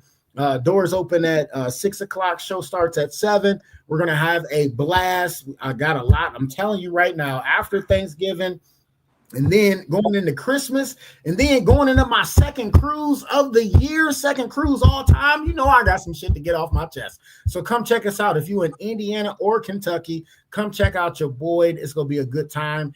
And our very own Miss BBC will be in the building up in Cleveland. She's going to be hosting a comedy show, Laugh Night, at Ken Ferguson Entertainment. That's 4071 Lee Road, Cleveland, Ohio. 6 p.m. to midnight. That's a crazy ass hours, but 6 p.m. to midnight, she's going to be hosting, and it is featuring Jamaica's best stand-up comedian in Cleveland for the first time, comedian Lemon. Listen, that's got some nerve. This motherfucker better be funny. He say Jamaica's best stand-up comedian, so he got to bring the laughter. So make sure you go check it out because Miss BBC hosted. Don't go see him. Go see BBC. Is that Young Jeezy? The special guest? Is that Young Jeezy? It looked like Jeezy, don't it? I don't think it's Jeezy. I thought it was Jeezy for a minute. I'm sure that ain't Jeezy. It's actually big. It's actually Ken Ferguson. Because the flyer wouldn't have that dude on there. It would have Jeezy on there. I thought that was Jeezy. When I was making a flyer, oh my goodness. When I was making the flyer, it was so crazy. I'm like, okay, you're saying you're Jamaica's best. When I tell you he gave me so much trouble about the flyer, like I had to make it man. Trust me. Okay. So go check out all the festivities before the new year because we are coming up on that shit really fast. All right. So super fast. If you are able to go support, especially live comedy, stand-up comedy. And if you ever get a chance to go see the reggae artist, Miss BBC is the shit. Make sure you go check her out. Go support the art, y'all. It is a beautiful thing. All right. Make sure you check it out if you can. Yeah, time permitting, go check it out, man. You ain't got shit to do. It's about to be Christmas, and you know the holidays is coming up. You can spend a couple $2 to get your laugh on. You know what I'm saying? So for real, yeah. You know I'm gonna do a look of something, but I hope he's funny. Funny. Go do a look of something. Did I say that right? No, probably no, not at all. No. I'll be trying. I'll do it on purpose just to get on their nerves. All right, back into the show. our first topic on deck. Okay, so 3 weeks ago we had my dude LJ White, comedian LJ White was on the show, and the episode was about partners. Okay, and we didn't even get to some of the other topics that we had because the conversation was so good. Make sure you check out that episode. It's a good time. So this week I wanted to bring back the second half of that topics to this show, right? About partners. So my question is, should your partner know when you're struggling with something, when you need something, when you just need a hug, when you just need some motivating words, when you just need to, empty the tank or get the oil change or get a tune-up in the ladies' fashion? Should your partner know these things, or do you have to tell your partner that these things are needed? Shit. Okay. So yeah, hey, listen, it's called the couch for a reason. It's called the couch for a reason. We get I go in. I go in. So I'm going to let Supreme go first because I go in on topics like this.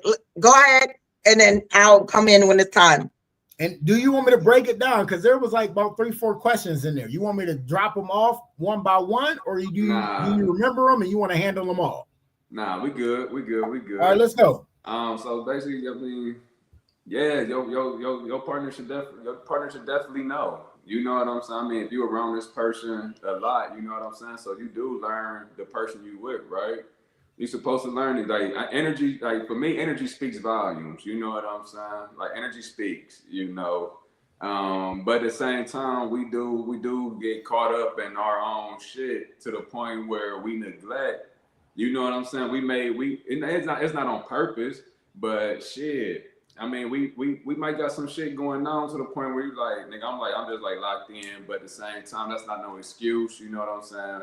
The partner should know, but at the same time, shit, just speak up and let me know. You know what I'm saying? Like it ain't that hard. It ain't nothing to have a big blow up about or nothing. You know what I'm saying? But shit, if you know what I'm saying, if you need something and I'm oblivious to it, shit, just let me know. And I apologize in advance for not, you know what I'm saying, for not, I would say, addressing your needs. You know what I'm saying? So like I said, it happens, you know what I'm saying? It happens. We get caught up in life, we get caught up with our own personal individual shit to the point where shit, we just forget. You know what I'm saying? It's like we forget, but at the same time, it's like our energy being put towards something else, like I'm not the perfect, you know what I'm saying? I'm not perfect, you know what I'm saying? I do make mistakes, and I mess up sometimes, but shit, address it with me. That's all. Just address it with me. Let's talk about it and go on. And shit, let's get whatever you need fixed. Let's get the shit fixed because I might get the same shit fixed. You know what I'm saying? So at the end of the day, shit, let's just go down. Let's just go ahead and sit down, get this shit off our chest, and get it and keep it popping. So absolutely, that's how I feel about it. No, absolutely. Because the reason why I gotta say that I gotta kind of say the best for last. I'm sorry, sis. So, like the reason why I brung up this topic is because I seen a video on when a dude was talking about, your partner should know when, because like he said he was struggling with some shit.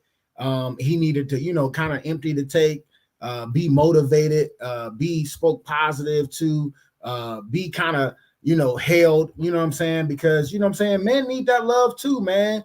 You know what I'm saying? And it don't make you weak because you want to be loved by your partner or held by your partner when you got shit going on, right? And he was saying that his partner act like she didn't know because she had quote unquote so many things going on in her life. She was neglecting her partner duties as far as, kind of fulfilling those needs or whatnot. So he said, if she don't know, she can't be mad when I go and get my needs fed or fulfilled by somebody else. Now it is a two-way street though, right? It is a two-way street. It's not all about the female, because as men and being a real partner, a real provider, a real man per se, you know what I'm saying? You got to know when your woman needs that, you know what I'm saying? That oil change or that tune up, you know what I'm saying? You got to know when, you know, saying she had a bad day at work, you know what I'm saying? All she want to do is put her feet up, you know what I'm saying? Maybe get some head, get, you know what I'm saying? Get rammed a couple times and, you know what I'm saying? And get held and hugged on and loved on. So we got to know that role too. You feel me? Because they will go somewhere else to get those needs fulfilled as well. So I think it's a two-way street. It's a two-way street for sure. As far as your partner should know when, you know what I'm saying, when you need certain things, when something's going on, when something's not right. You feel me? So if you're not doing that as a partnership and being collective with this, how you gonna really have a good relationship? Because everybody has needs, men and women. Right. But you gotta know when your girl need that, you know what I'm saying, need to get her day off her chest, need to be consoled, need to get, you know what I'm saying, some motivation or just a little insight from the outside looking in on what happened during her day. But as well, the men need that too. Go ahead, sis. I had to say the best for last. I mean, I'm sure we'll continue this conversation after you bless us with what you about to talk about, because I already know you like to go in on this topic. So come on with it, sis. So, you know, I'm always an advocate for the men them, because I feel like it is never brought to the attention that men have feelings. And I stressed it so much. Men are stripped of their feelings at a very young age. They're stripped from crying and complaining and everything like that, because it's always set up as a weakness. And it is for us, because we are natural nurturers as women, or we're supposed to be. But it seems like that is a lack of that in females today. We forget to, like, for instance, I love to have my booty rubbed, especially like when I'm sick or when I'm down. That's my thing. Like, I need you to please rub my butt, not even on a sexual thing, like, or it's just like, it's consuming. Why? Because when you're little and you're being comforted or whatever like that, what we do, we pat our baby's butts, we, you know, whatever like that. Now, I don't know about patting the baby butt, maybe rub the stomach. I mean, you know, when you patting your baby, sometimes, you know, you know what I'm saying. Not like, you know, what they call it. Wait, don't be a great. Don't be a great. I'm just saying. You already know how I be. I got you. And I'm speaking of women. So in the aspect of all of that, you know what I'm saying? We all have ways that we need to be comforted, but by men being stripped of their emotions or whatever like that, some men don't even know fully how they need to be comforted. So a lot of them don't even know how to express it. But when you are connected with a person, or you allow yourself to connect with a person, you know what I'm saying? You need read the signs. Women say they have a sixth sense, but remember I talked about what the one dude said. Women say, oh yeah, we got a sixth sense. We can read everything. We can read everything when we think something wrong. You know, him cheating or running around with some other chicks. Why can't we read when he's depressed? Why can't we read when he's hurting, when he's lost his job and he feeling bad? Even if he like, I'm good. You know what I'm saying? How do you not know that he really not good? And sometimes women make stuff so much about them. It's like, oh, so you got an attitude. Oh, it's something I did or something. Or if he can't perform, like, oh, you don't like my body, or, you know what I'm saying, like that. Not thinking that this person is stressed. You know what I'm saying? First of all, if you're in a relationship with anyone, you should always be showing some type of affection towards each other. Boom. I'm a motivator. Both of you can contest to it. Like, you got something going on, something I know about, something you want to do, I'm speaking that into you. You know what I'm saying? I'm always, have a good day. You got this. You about to kill it. You about to get all the clients, you know, or whatever. Because I'm going to, men that are not my men that never seen me before, never meet me before, I'm going to do that. How do you not know to speak that into your partner, and your partner to speak that into you? You know what I'm saying? Women today, you hear them say on videos, you should know to go get it. You should know you got this or whatever like that. I need to be reminded. And that person needs to be reminded sometime, because you don't know where somebody going through mentally. You don't know their triggers. You don't know what happened. Like, But if they don't know, if you don't know as a man, it's like I'm not gonna tell him it's our anniversary. He should just know. Well, guess what? We got 1,000 things going on, and these months go by so fast, and the hours are going by so fast. Maybe it's coming up so fast, I don't remember it. If you're not telling somebody what you need or what is happening, or my anniversary is coming up, or that I love you, or my car needs, he should know my car needs fixed. He know I don't know nothing about cars. Well, maybe he don't know nothing about cars either. If your check engine light is on and he don't drive your car, how the hell is he supposed to know that your check engine light is on? And he should know because he my man, he should be checking. Now, I'm used to that. My father was that type of person. Check all the stuff, check all the levels, but he worked on cars too. You know what I'm saying? But if he don't know and that's not his niche or whatever like that, why not tell him, baby, I need you to take my car to the mechanic because it's acting weird, or could you have your homeboy look at it or whatever like that? What happens is lack of communication, because people and women do this all the time, feel like, oh, well, you should know, or well, you should know. Well, if I told you I lost my job, you know what I'm saying? I lost my job.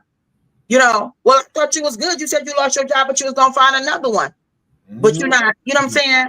How could you not, like, boom? But then women also want you, oh my God, I broke a nail. You know what I'm saying? And they want you to be like, oh, yeah, you know, and it's not just lack of communication, it's lack of empathy.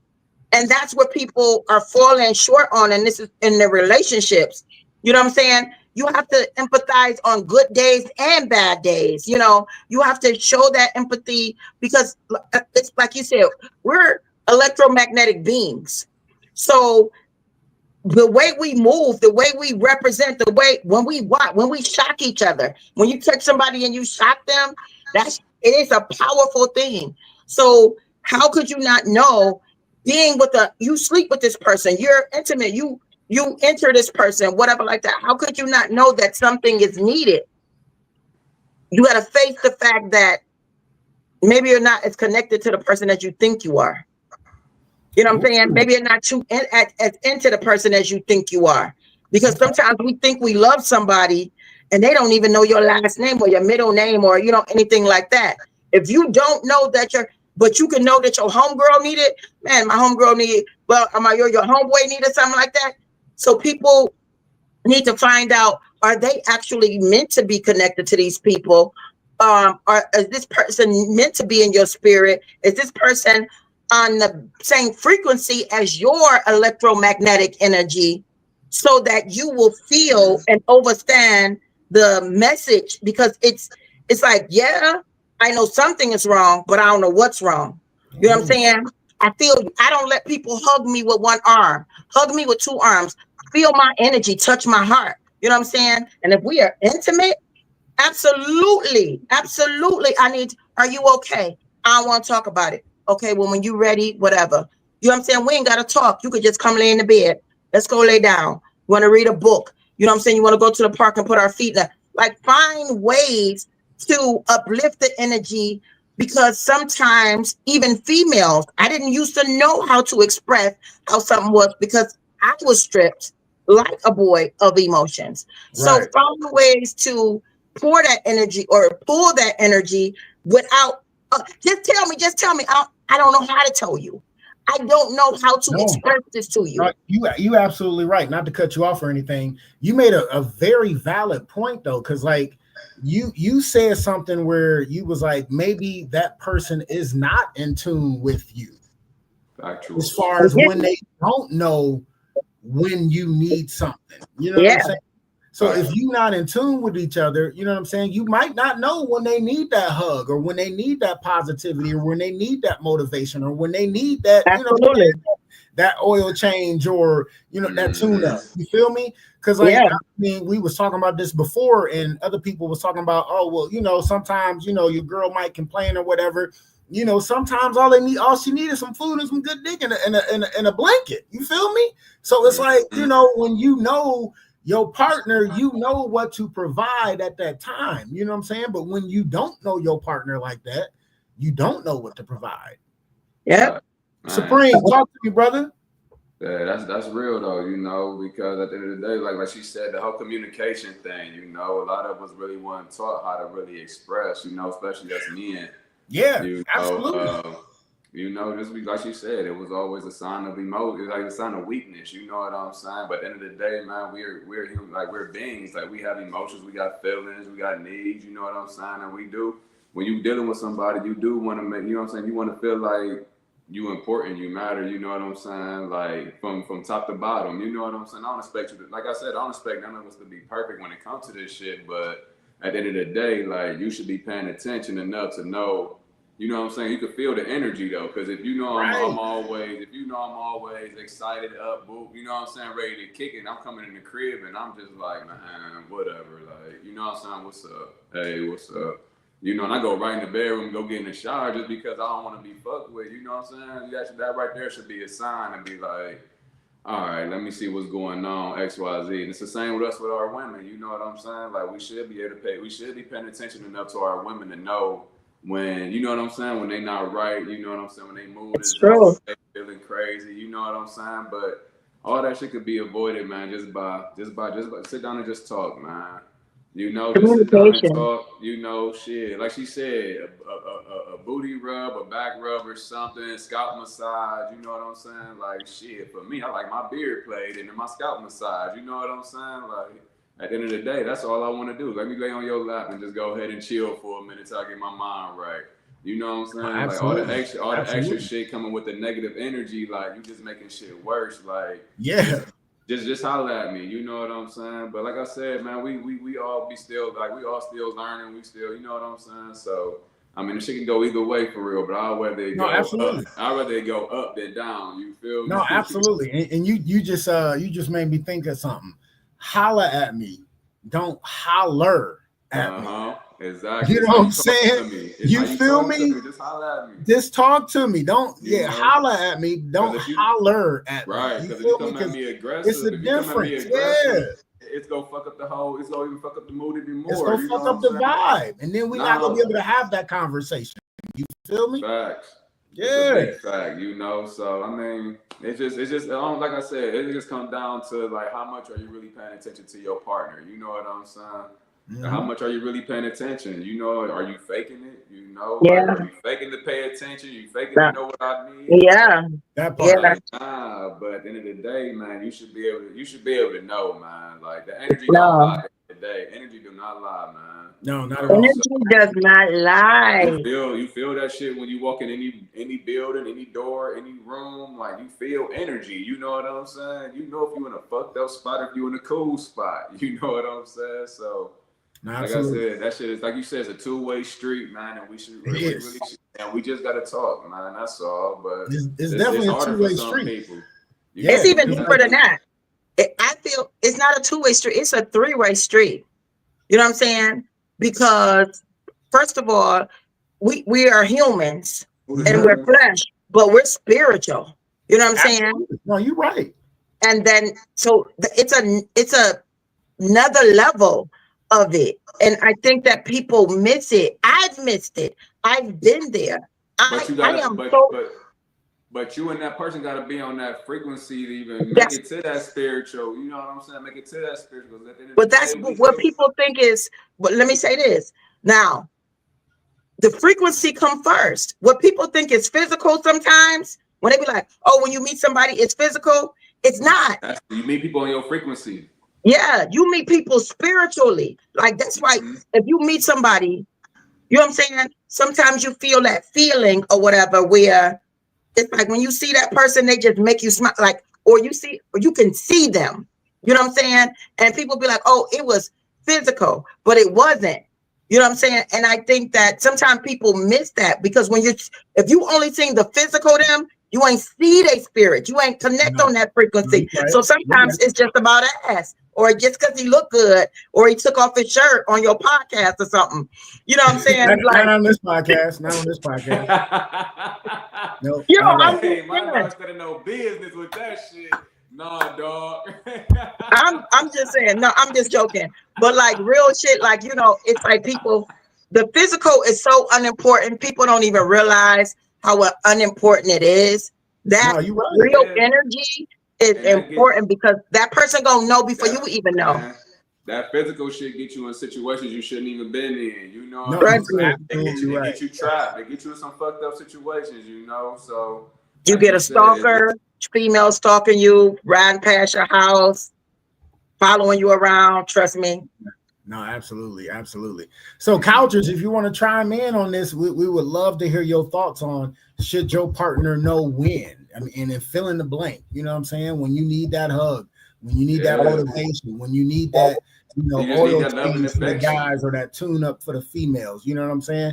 And we all saying it's definitely, she's saying it's sis saying it's a three-way street because it's, both people plus spiritual, but of course I'm not blaming it on anybody. So I'm saying it's a two-way street. You got to know each other and talk to each other. And Supreme, dude, you gave me another solid ass quote by just listening to you. You gotta holler at me, not holler at me. You know what I'm saying? Hey, you know what I'm saying? Sometimes I come up with some gold. You know what I'm saying? Nah, for real though, because that, you know what I'm saying? Because how you approach somebody could turn it could take some shit from being positive to negative real quick, and that's what real anything, quick. Relationships in the streets, any business, anything. Like if you come at me on the wrong frequency and I don't resonate with that shit, now I'm disturbed. No, it happens very quick. I'm disturbed. You know. And let me say this. I'm sorry, I don't mean to cut you. Please stop texting the problem. Don't send no text about, well, I left out the house today without kissing you because it would. Don't do that because that makes it worse too. You can yell at somebody through a text depending on where their mind and their. I feel it. You're absolutely right. Listen, man, I feel people. I don't know, but like I'm probably sure y'all know this shit too, man. When somebody send a text message, you just know the energy is fucked up. You know it's fucked up through the text message. Like I feel that type of shit. You know what I'm saying? No, for real. Like, but it might not be. It might not be their energy. Like, but if I'm in a bad mood and you're not paying attention that I'm in a bad mood and you don't know my triggers and you send me a text like, well, it seemed like you was in a bad mood, so I just left.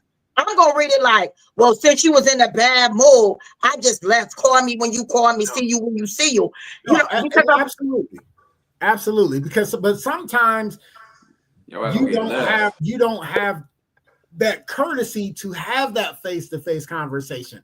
That's why I always tread lightly with text messages when I need to talk about something. You know, you don't want that to come off the wrong way. But real quick, Mariah Dates in the building. Hey, I gotta listen. This family right here, I've been knowing these people for probably only a week. This is my new cruise family right here. We got this group chat going on, so I got a big shout out to them. So thanks for tuning in. She said absolutely. She also said, oh my gosh, yes, I hate texting. She said I need verbal communication so I can hear your voice. Absolutely. Because sometimes you do need that verbal communication, but sometimes when you don't have that luxury to have that verbal conversation that can't wait, you gotta tread lightly and let them know, like, hey, you know what I'm saying? This might come off. I don't want to come off rough or come off, you know what I'm saying, harsh, but I gotta say this. You know what I'm saying? Because, I'm feeling this way. So I want to pick the right words to say to not make it a conflict of interest. You feel me? So I understand you definitely always want to have that verbal conversation, yes. But when you are not privy to that verbal conversation to be face-to-face, sometimes you just got to tread a little lightly because text messages do get misconstrued all the time. All the time. Especially when you're in a bad mood, you can look at a text like you said, sis. Like, what you mean? Oh, since you was in a bad mood, you felt like you should leave. Like, hold up. Like, it really wasn't even about that. Sometimes you got to take that step back and make that phone call. You know what I'm saying? Yeah, that's what I'm saying. You got to go. Let's go ahead and get on this line and let's go ahead and break this shit down real quick. No, absolutely. Today, absolutely. You about to fuck up my whole day at 8:30, 9 a.m. in the morning. And sometimes give it a rest. Like, don't make it like everybody always want. And I know females do this a lot. I mean, let's talk about it. Well, call me right now. Or I'm about to come over. Like, let's take a break. Like I'm a person, I need to walk away. You know what I'm saying? So I need to walk away because I listen, do have a temper. you So see me over here laughing. You see me over here laughing because it's not just women that do that. No, Men do it. men do do it that too. Men do oh that my too. God. And I can honestly say I've done that, but not with the attitude, but I've done that before. Where it's like, because I got this rule where I don't want either one of us to go to bed mad at all. I totally agree. So if you need to take a break and remove yourself, yeah, that's fine. But let's finish this before we go to bed. Like we I have to agree. have that mutual agreement because life is too short. You feel me? I don't want to wake up the next day and I'm not here or you not here. And there was a lot of things left unsaid. Animosity was left behind. I don't want to go. That's one of my main rules. I don't want to go to bed mad, and I don't want my partner going to bed mad at me. Because I get that too. Life is not promised. Okay. If you need to remove yourself, that's okay.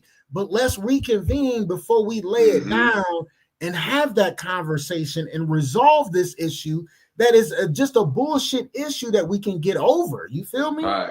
But it might not be though. Like, okay, so as long as you ain't cheating or hitting somebody, it is a bullshit issue.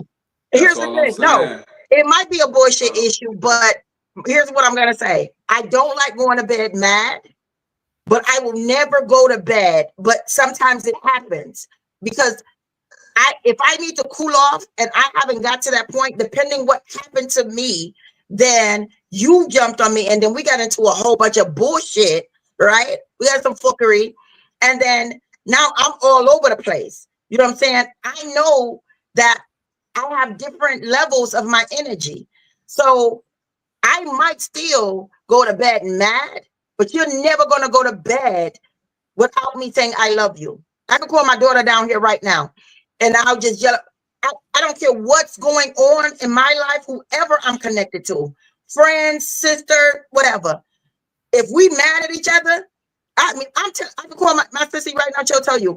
I'll be like, I don't care. I feel like you're go into the whatever like that. And I'm like, and I don't want to see you and talk to you or whatever until bye. I love you and I hope you have a good day. Your meeting go good with your ugly ass. Like that's literally, you know what I'm saying?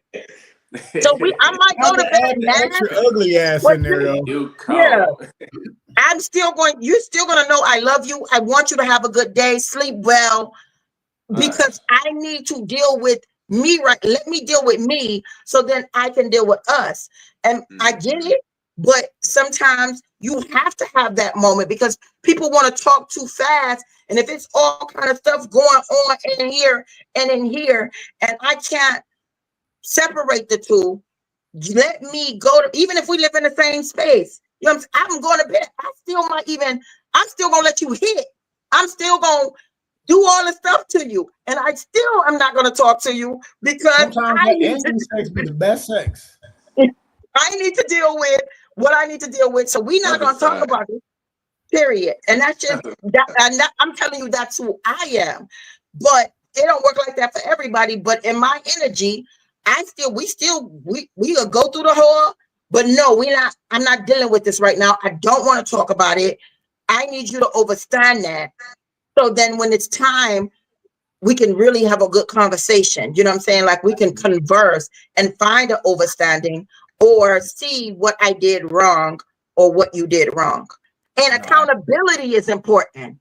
People, you better say it. You better say it. That is so important. People since learning to accept accountability it was the hardest thing I ever had to do. I'm not going to even lie, like, say that I'm wrong. I bust your windows out and set your car on fire, and you're gonna say it was my fault that I did that? How you mean? Yeah, that's another level right there. That's definitely your fault, motherfucker. Why is you busting my windows out? Set my car on yourself. You brought it on yourself. I'm just playing. But no, it's like it's really important, but it make you feel good as a person. What do you mean? Wait. Stop. No, I'm not gonna let you say that on on this podcast. No. Accountability make you feel good as a person. Okay. What's wrong with you? Talking about setting somebody's car on fire and busting their windows out. The violent shit. Yeah, right. No. That was a long time ago. I did my time. It's over. It was a while ago. Everybody has you said it yourself. We all were different people in a different time. But I still accept you. I still accept you, man. I still accept you. You still thank you. I got no choice. See my sister. But sometimes I've done stuff, but it don't make you feel good. And this is why, I preach about stop putting your hands, stop touching people's stuff. It don't make you feel good when you do. You think it's going to make you feel good. Like, I'm going to hurt this person. It don't make you feel good. It make you feel bad. You know what I'm saying? Because first of all, you think about your mental status and, whatever like that, but that situation, somebody put their hands on me. So it wasn't like, I don't care. Cheating, all that shit, that don't go. That's another story. But my whole thing is learning to hold accountability for my actions and the reason why or whatever like that. It makes me feel good. Like, I don't know when I'm doing something wrong sometimes. You don't know everybody's triggers. You know what I'm saying? So you have to, and even if, I get it. This guy just told me I've made him feel rejected because I told him I didn't have time for him when I had all those shows going on. And he was like, you made me feel rejected. When I'm in that mode, I got all these shea butters, all my shea butters sitting right here. Like, I got a whole bunch on this is my work desk. Supposed to bring to the podcast so we can raffle them around. I got the box. It's right here. But when I'm in that mode, I'm making shea butters, I'm making oils, I'm making clothes, I'm printing t-shirts. I'm in that mode. But I told him I didn't have time, and he kept asking to be but never saying, well, let me come make shea butters with you. Let me print. You want to come help, nigga? Like, come on, help a sister out. Come be productive, my nigga. Like, you feel me? He never said that because he wanted me the way he wanted me. And then he said I made him feel like rejected. I get that. And I apologize. I said, I get it. And the reason why I really apologize because my auntie and uncle just came here from Jamaica. I've been taking them around and stuff. And they said, first of all, how are you here? How so many American women so single? And I said, well, I'm single because when I'm in working and when I'm focused, that's important to me. And he said, my uncle, he was like, that is the most beautiful thing that I've ever heard. He said, you said, because he said, you said you held accountability to the fact that men are always after me. And, he see it all the time, but it's because I make myself when I'm in a focus mode, I'm there and I don't take that time to make time because that's where I'm at. But if you want to make time to be a part of my world, I would allow you to be in. And he said, he just thought it was so powerful. He older, but I thought he was going to scold me. You know what I'm saying? But if I could, somebody feel like it's a fault, then that's my fault for the reason why I'm single. You know what I'm saying? I'll take that blame. But at the same time, I feel like if you want to be a part of my time, I'm a factory. This is my lab. You know what I'm saying? You can come if you know what I'm saying? But that's what happens is they don't want to come. Come plug up a mic. I'm in rehearsal. I'm in the studio for 6 hours. Come sit in the studio and chill. Like, or bring that supreme being juice and then you got it in, Yeah. This nigga. Yeah, for tell you. Yeah. Dog is crazy. Yeah, Listen, we haven't went this long on the podcast in a minute, but this is a great conversation, and I'm not gonna stop it here. We got to get to the next topic because it ties into what we already talking about. You feel me? I cannot. Oh, hold up, Journeys. What's up, baby? Thanks for tuning in. Appreciate you chiming in, girl. So I gotta keep going, man. Like, cause you already know I ain't got no time limit or nothing like that. So we do. We did this in a long time since like the beginning of the year. It's definitely been a great episode, man. The interview was great. Yeah. Well, can you put his Instagram up there so people can tap in and try to get? I'll definitely do that before we get up out of here. But let's move to the next topic because it is tying in with what we've been talking about. So I'm gonna play the audio. I got a video, but I'm just gonna play the audio and just let me know what y'all think, and then break it down, sis, on what the next topic is after I play this audio. All right. All right. I said, hey, bring me some food. This lady texted me and say she sent me an Apple request for $100. I replied with Apple Pay and sent her $1. She says, you forgot 2 zeros. I say, I sent all I could. She said, okay. Now, I was waiting to see if she was going to bring me some food. The food never came. But the text message never came. Like, hey, I got you some food. That never came. And I made a decision right there. It's over. It's over. You don't care about my well-being. You don't care that I'm hungry. Shit. You don't care about me. I said, hey, bring me some food. So what y'all think? You know what I'm saying? We hear that audio saying that he had asked for some food, and she sent an Apple Pay request for $100 because he asked for some food, and he responded back with he sent $1, and she was like, "You missing 2 zeros." She missed the whole. Ooh, I'm gone. I'm sorry. You're not paying attention. So go ahead, sis. What's this topic about? So I saw this video, and it's about, it seems like people have forgotten to take care of each other. You know what I'm saying? Right. So I watched the video, and the guy was saying how he, sent the food and everything. When I didn't get the food. He was hungry. Now, and I could only use me as an example. I feed the homeless. You understand? People that I don't even know. People on the side of the street asking for $1 for sandwiches or whatever like that. How in my mind am I dating this person? And this person says, I'm hungry. You know what I'm saying? How in my mind would I ever think, okay, send me, if I don't got it, like, hey, babe, I don't pay all the bills. I'm short. I can't just buy anything. If he wanted food, he could have DoorDash. He could have anything. He said, can you bring me something to eat? She send me some $100. First of all, to get something to eat. What? You know what I'm saying? We ain't eating and drinking. Groceries. Them groceries, baby. $100. So one meal. That's my whole thing. I felt like I see women, they'll buy stuff for their homegirls, they'll do this, feed hungry people, or whatever like that. Men taking them out on dates, making sure they eat, cooking for them, buying, getting their nails and hair done or whatever like that.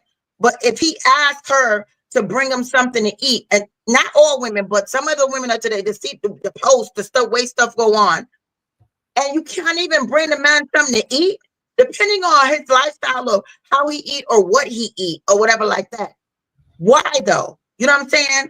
Why would you even if you I ain't feeling this person or nothing like that, and he just he called you for something to eat?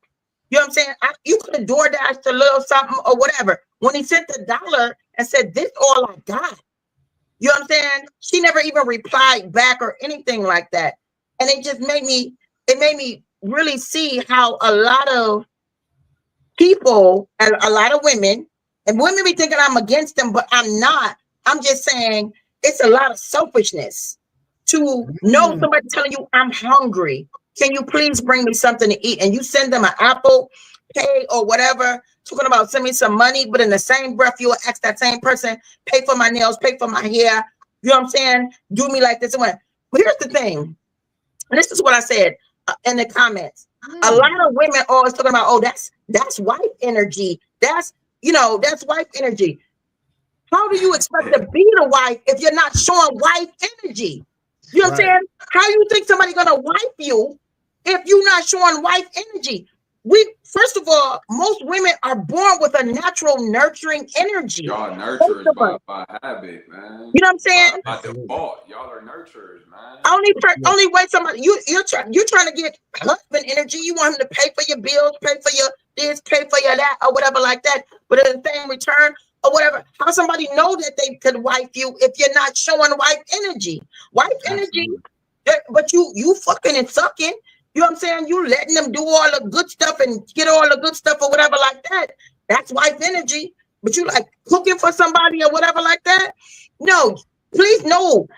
You need to know what type of female I am. Like, okay, let's say in this video, he was like, how come you ain't tell me you made t-shirts? You know what I'm saying? How you gonna support my business if you don't know that I do those things? Same in a relationship. You know what I'm saying? How am I going to wife you if you're not showing wife energy? You know, like it was just crazy to me. My doctor, I went to my doctor a couple of weeks ago, and I go to a holistic doctor. He was like, he'd been in the office all day. He said, I didn't even have time to get breakfast. I came right into a meeting, and then I had to see all my clients. I said, what is your lifestyle of eating? And he was like, oh, I'm vegetarian. And I was like, okay, well, thank you. Have a good day or whatever. I went and got him a vegetarian. It's this one place to have the best vegetarian pizza. I love this pizza. Went and got it for him, got him something to drink, took it back to the office. He was in with a client. I said, I told this receptionist, I said, I bought this for the doctor. And I even asked the receptionist if they wanted something. My doctor called me from his phone and was like, oh my God. He sent me the picture of him slamming. He was like, why? You didn't have to do that or whatever like that. Right. First of all, this is a man saying he's hungry. 1.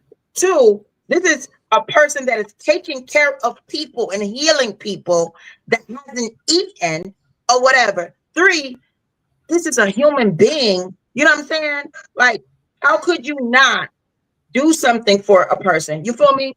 What's your thoughts? Right.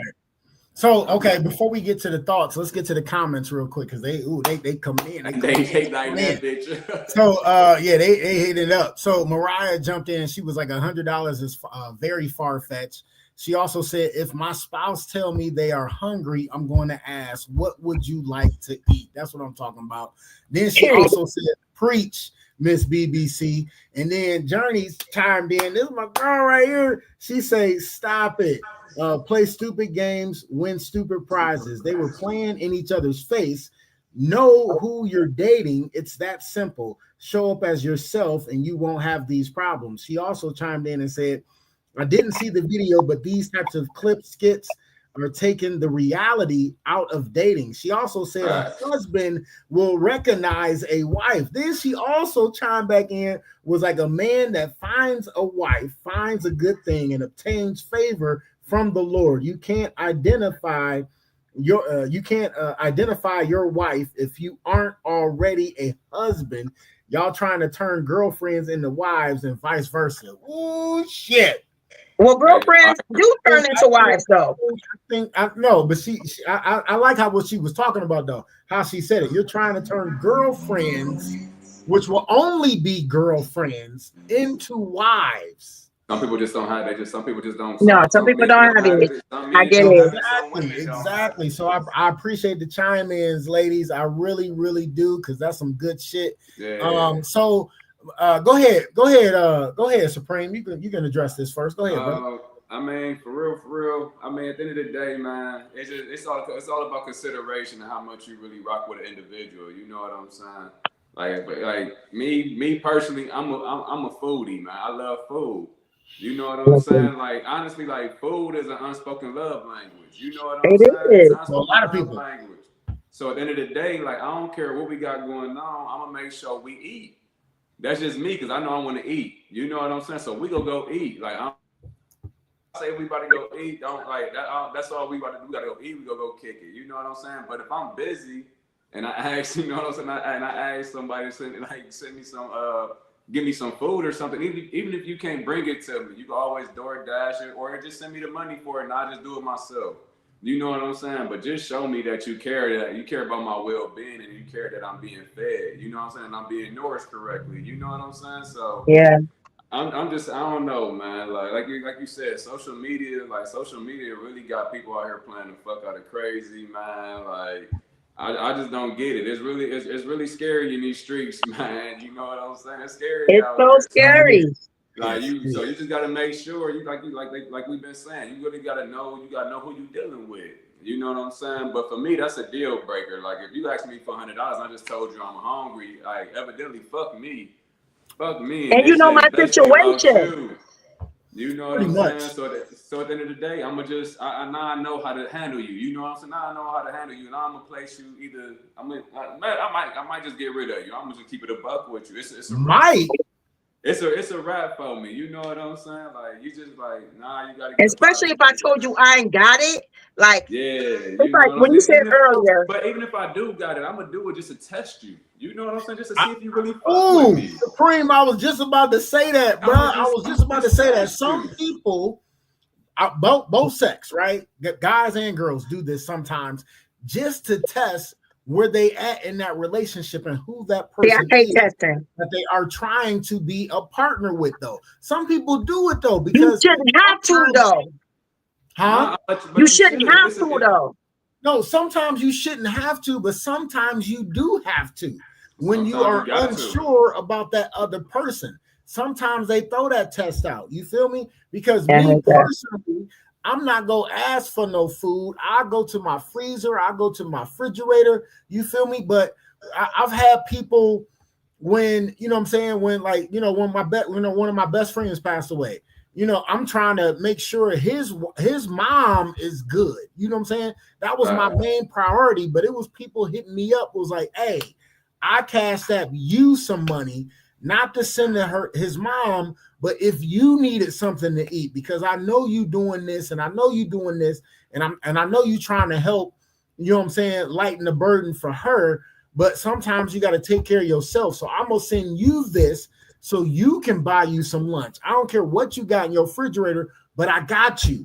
You feel me? Because that's the person I am. I'm gonna look out for you regardless. And they not even trying to smash. That's just somebody that I look at like my little sister. You feel me? Right. But they looking out for their big bro. Like, hey, I got you, big bro. Like, I'm looking out for you, even though I know you probably got it, but I'm still looking out for you because that's who I am. And sometimes out those tests and be like, hey, I'm hungry. But when you respond talking about I need send me $100, bitch, you better kick rocks. Like if you tell me you hungry, I'm not gonna be like send me $100. I'm gonna be like, what you want to eat? What do you want? I got you. Yeah. What place is close to you? What gets to you faster that I can make sure you get that nourishment that you need? Because come on, man, why am I asking for money to send you food? Like that don't make no sense to me. $100 though, my nigga. We not eating steak and scampies and baked potatoes. I just need something real quick, and it's only me. So what $100 coming from? Like you, right? What's my service fee? $75, $80? Like that's a service. No, absolutely. fee. All right, let's get back to the comments real quick. Journey time back in. She said if she prefers to cook for herself, she'll cook for you.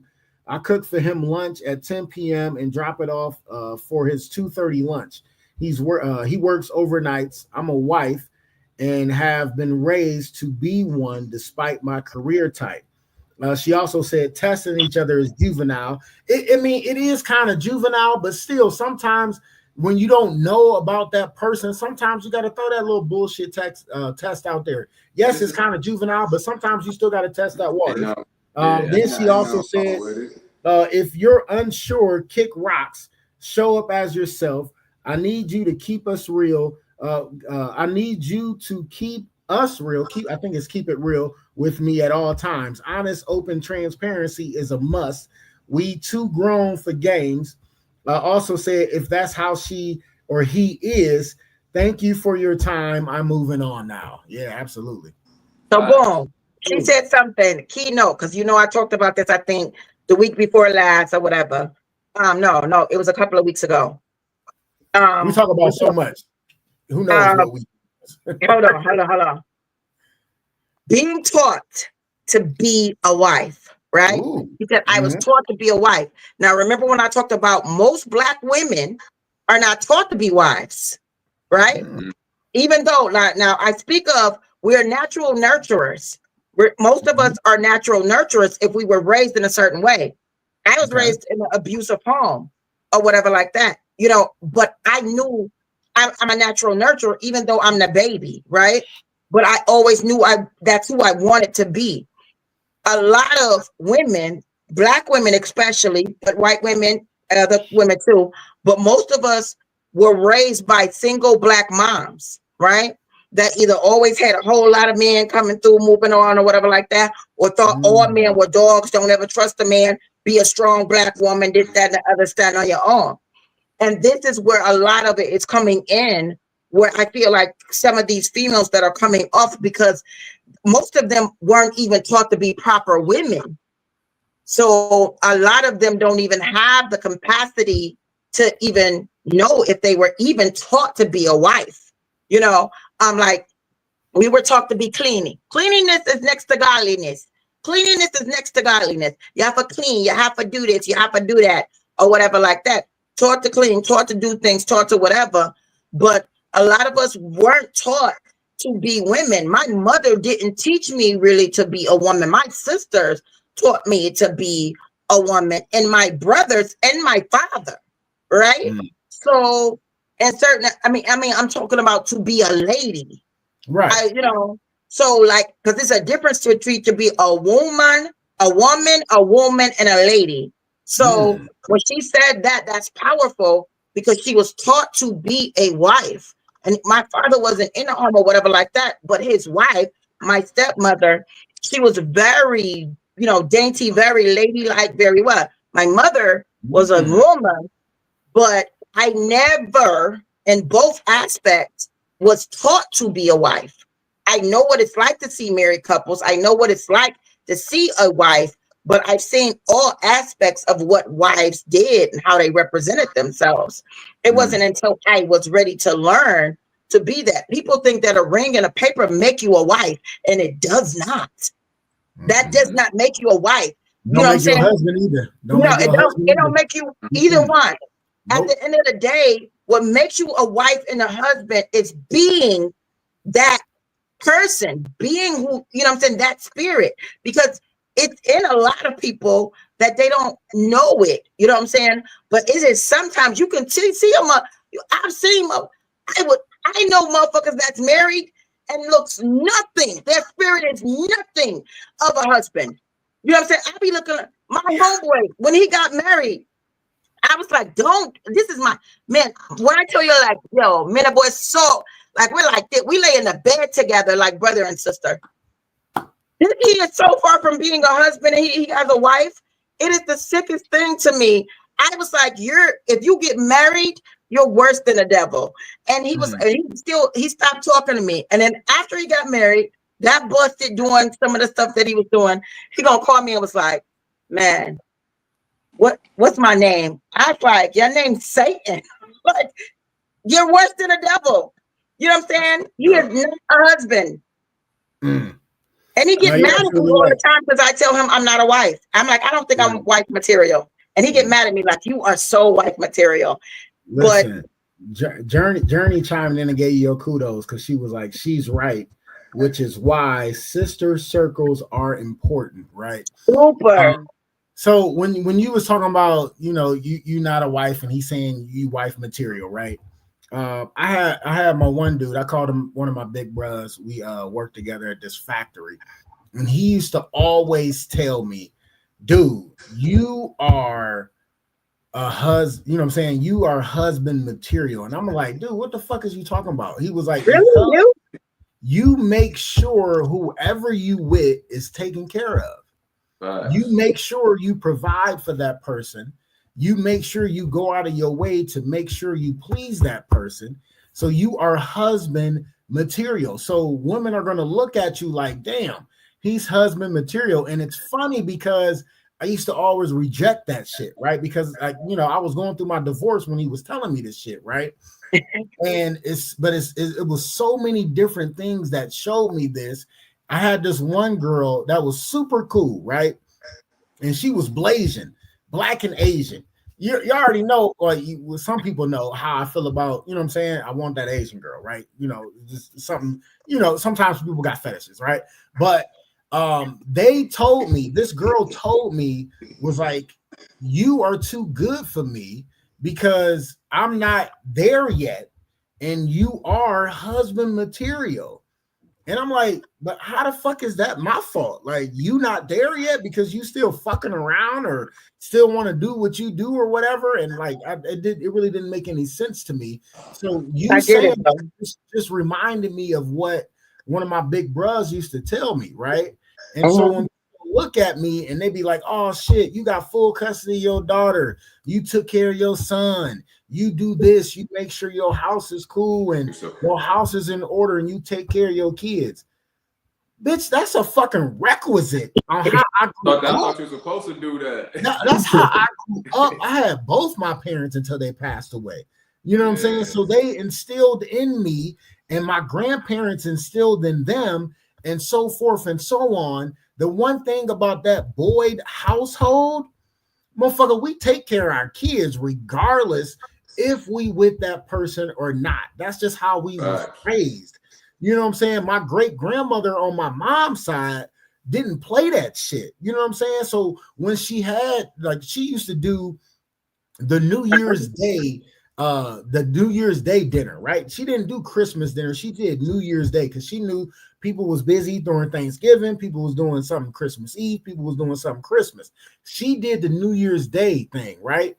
But she made sure if you had a kid with somebody, even if y'all was together or not, that person was coming, those kids was coming, and you better act the fuck right in her damn house. Wow. That's tough. That's powerful. That's just how it was. So, you know what I'm saying? That's just how I grew up. So it was instilled in me to, you know, be that father. You feel me? Because, you know, my father was a father. My mom was a mom. You feel me? So I got conditioned in that route where people be like, how'd you get full custody of your daughter? Like, No, motherfucker, puppy, bring it on. play about my kids, man. I don't give a fuck what it is. God's gonna make that way and provide that way where I'm in a life where he provided that way where I didn't have to pay child support. I'm got full custody of my kids because that's just who I am. You feel me? So that's not gonna change in any sort of way. So they always come first, but it's about that that generational stuff you want to entail in these people. You feel No, me? really. And entailing these kids and installing these kids because we do got to break those generational curses. You have feel me? to. So my whole thing is, you know, my parents broke them generational curses as being there for us, and I gotta keep that shit going and keep, you know what I'm saying, and keep informing my kids they need to do the right thing and be there for their family, regardless if you there 24/7 or not. You can still be that man of the household, that man of God that, you know what I'm saying, they called you to be. So I mean, that's just how I feel. I'm sorry, I was going on soapbox real quick. Let's go back to the real quick. Journey chimed in and said it's the same way for a lot of men haven't been taught what a husband truly is either. All they know is provider. Absolutely. They're lost on an emotional and mental responsibilities of being a husband. Ooh, shit. Guys need positive relationships with men who are in healthy marriages. She also chimed in. She said, I got to go soon, but this was a great conversation, guys. She also said that's task oriented, where we fall short in taking care of each other mentally and emotionally, having difficult conversations, problem solving, etc. That's how you build lasting relationships. She said our foundation as couples is how we build each other from the ground up. Sure, we need our own core values, but we have to learn to be there for each other. Journey, I gotta bring you on the podcast when you ain't working, motherfucker. You gotta come on and spit this shit that you talking in these comments. And that's all the stuff that we were talking about earlier, like being emotional, like, you know, taking away from men's emotion and not overstanding it, or knowing each other. Like, it's super important. And people, like, I'm literally, I never knew how important it was. I never knew how important it was.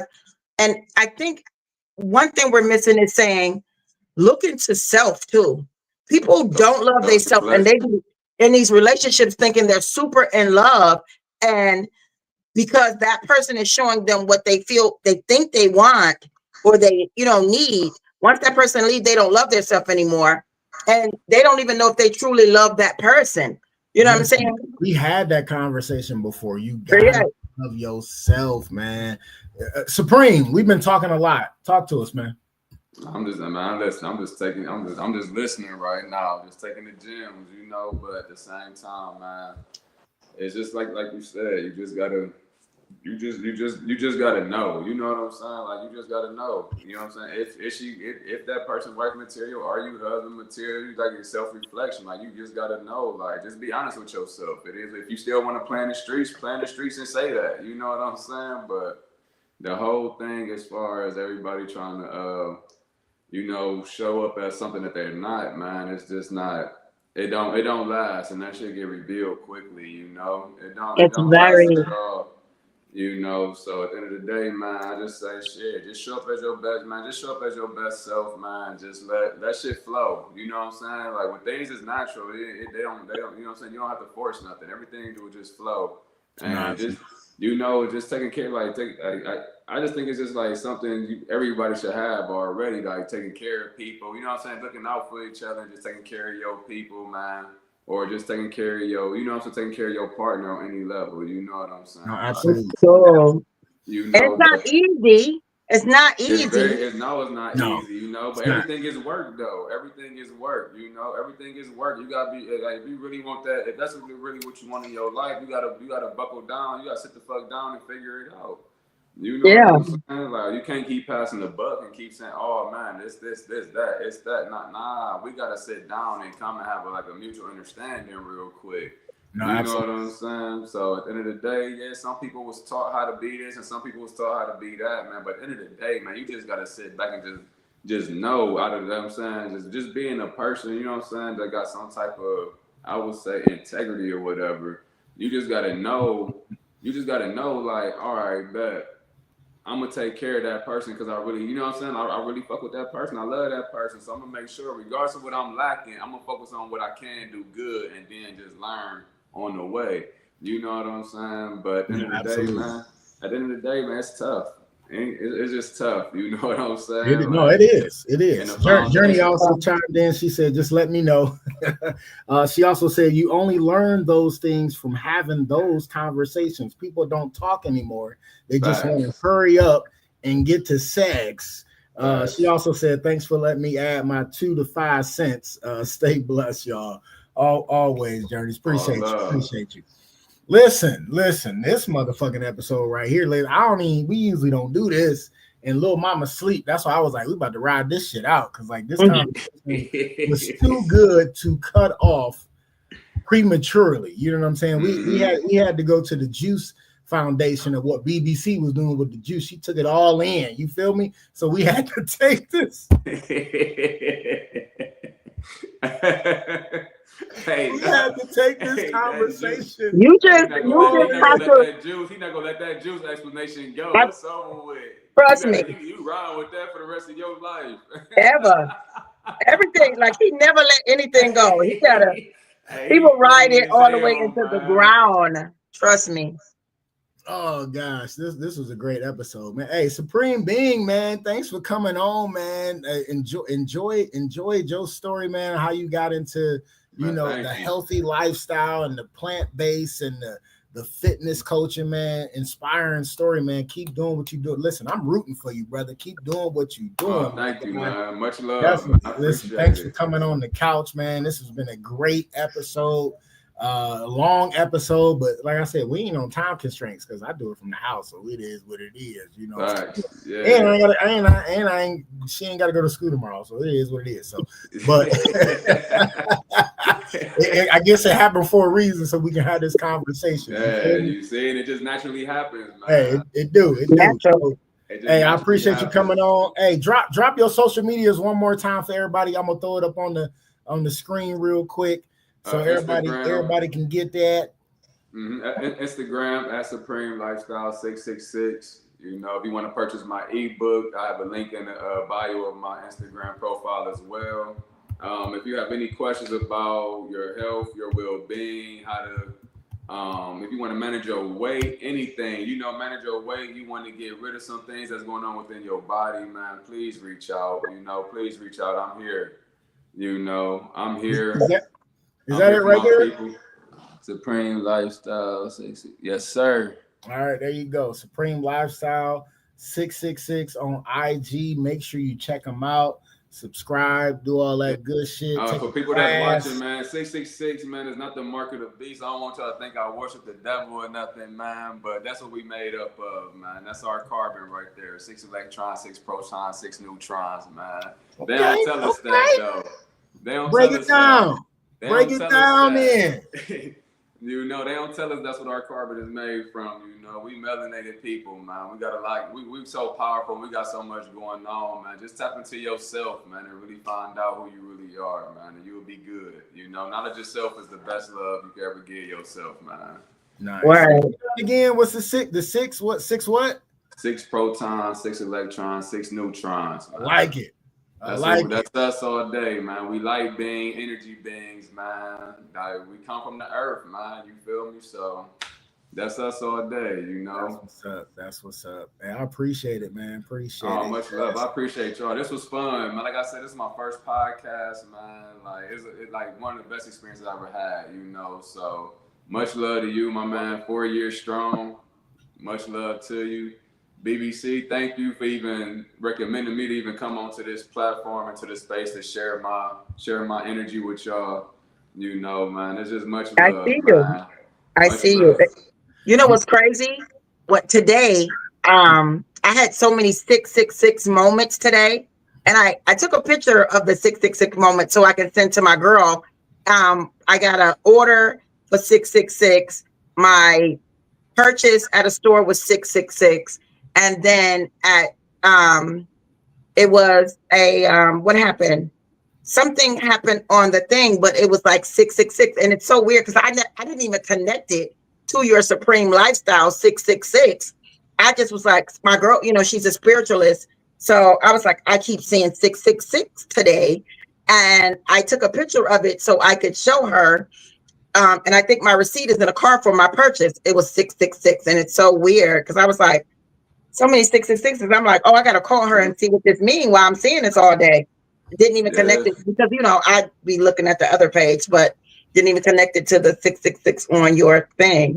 Listen, one more time, man, because I like that. That's powerful, man, because a lot of people think, like you said, you know what I'm saying, that's the mark of the beast. Give it to us one more time. What's the 666? That's our carbon right there. 666, man. 6 electrons, 6 protons, 6 neutrons. Ooh. You look it up, do your research. You know what I'm saying? Like, we are the element chart, man. Like, everything that's within us is in the element chart, man. So just go ahead and study yourself, dig deep a little bit, and go through that little dark ride for a minute, man, and watch how you come out that motherfucker. That's what's up. That's what's up. Oh, really.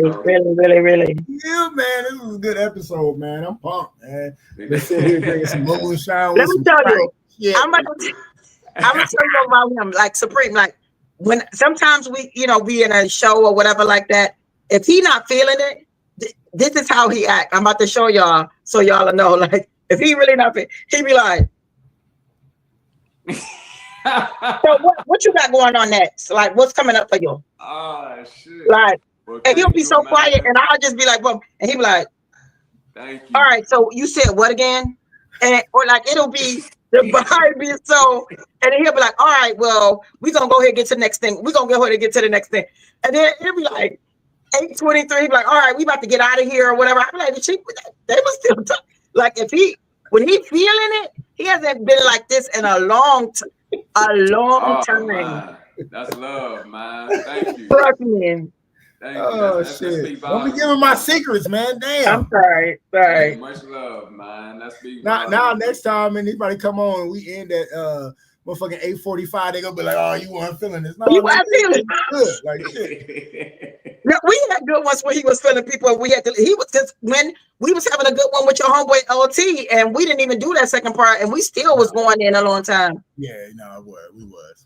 And we had to still, and so we had to do that other part because it was like really good, you know, because LT surprised me. He really did. Yeah, for sure. All right, so look, I got this shirt on. It say "Please stay alive" on the back. It say "Please stay alive." I think I'm gonna make some shirts that say "Please stay alive," and then on the back it's gonna say "Please stay alive because we need you." You feel me? I love it. That's the logo on today. So you already know what we got to do. We got to do the close. Right. Little mama sleep, so I ain't got my echo today, but we'll make it do what it do. You already know what it is. She in there knocked out because she, like I said, she was jumping off the fucking couch like she usually do. She was feeling good, but I know she tired. So your close this week, and I'll break it. I'm gonna say it, and then Supreme, you go break this down for us because you the one gave you listen.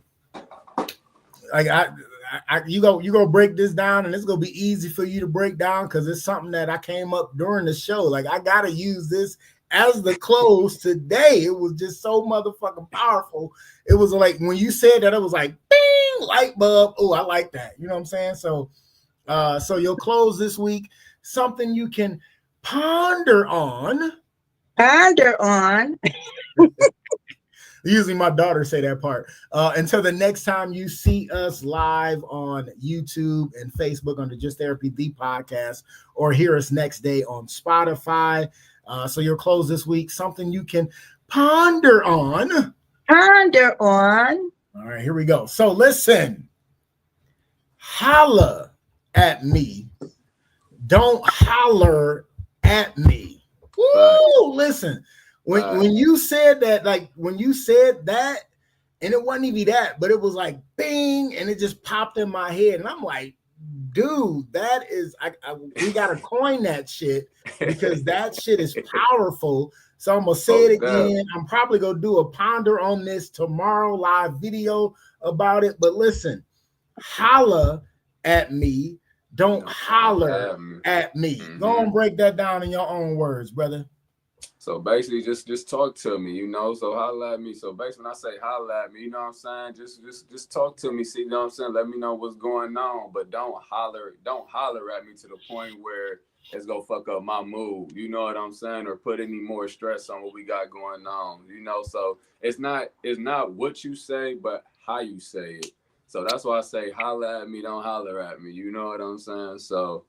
That's all, man. You know, it's real simple, but sometimes it don't be that simple in the moment. But like I said, man, when you're dealing with people that really love you and fuck with you, man, they would adjust their behaviors to meet you where you at. You know what I'm saying? Always. Say it. You know, so at the end of the day, man, like I say, holla at me, don't holler at me, man. That's all. Yeah. We're gonna be saying that shit all week, the motherfuckers. Let's keep it going. Let's keep it going. I might do it. That might be the name of the episode, damn it. That's shit. Use it, man. Use it, man. Trust me. I love it. I love it. It's all fair. It's all forward. You feel me? Let's go. Let's go. Let's forward. Like I said, man, I appreciate y'all, man. Yeah, for sure, brother. Y'all. This was lovely, man. That's what's up. This was lovely. You know, shit. Whenever y'all want to get me back, man, we can go deeper into this health and wellness if y'all really want to like jump into it and really want to get some gems out for our followers, like, you know what I'm saying, for the followers and the listeners and the watchers. Like, if you really want to dig into it, if you want to dig into it, we can really get into it about, you know, certain foods you want to avoid, certain, you know what I'm saying, certain things. Hey, let's do that. Let's do that for the new year. You know what I'm saying? Bringing in a new year, bringing in a new body, bringing in a new self. Let's break it down.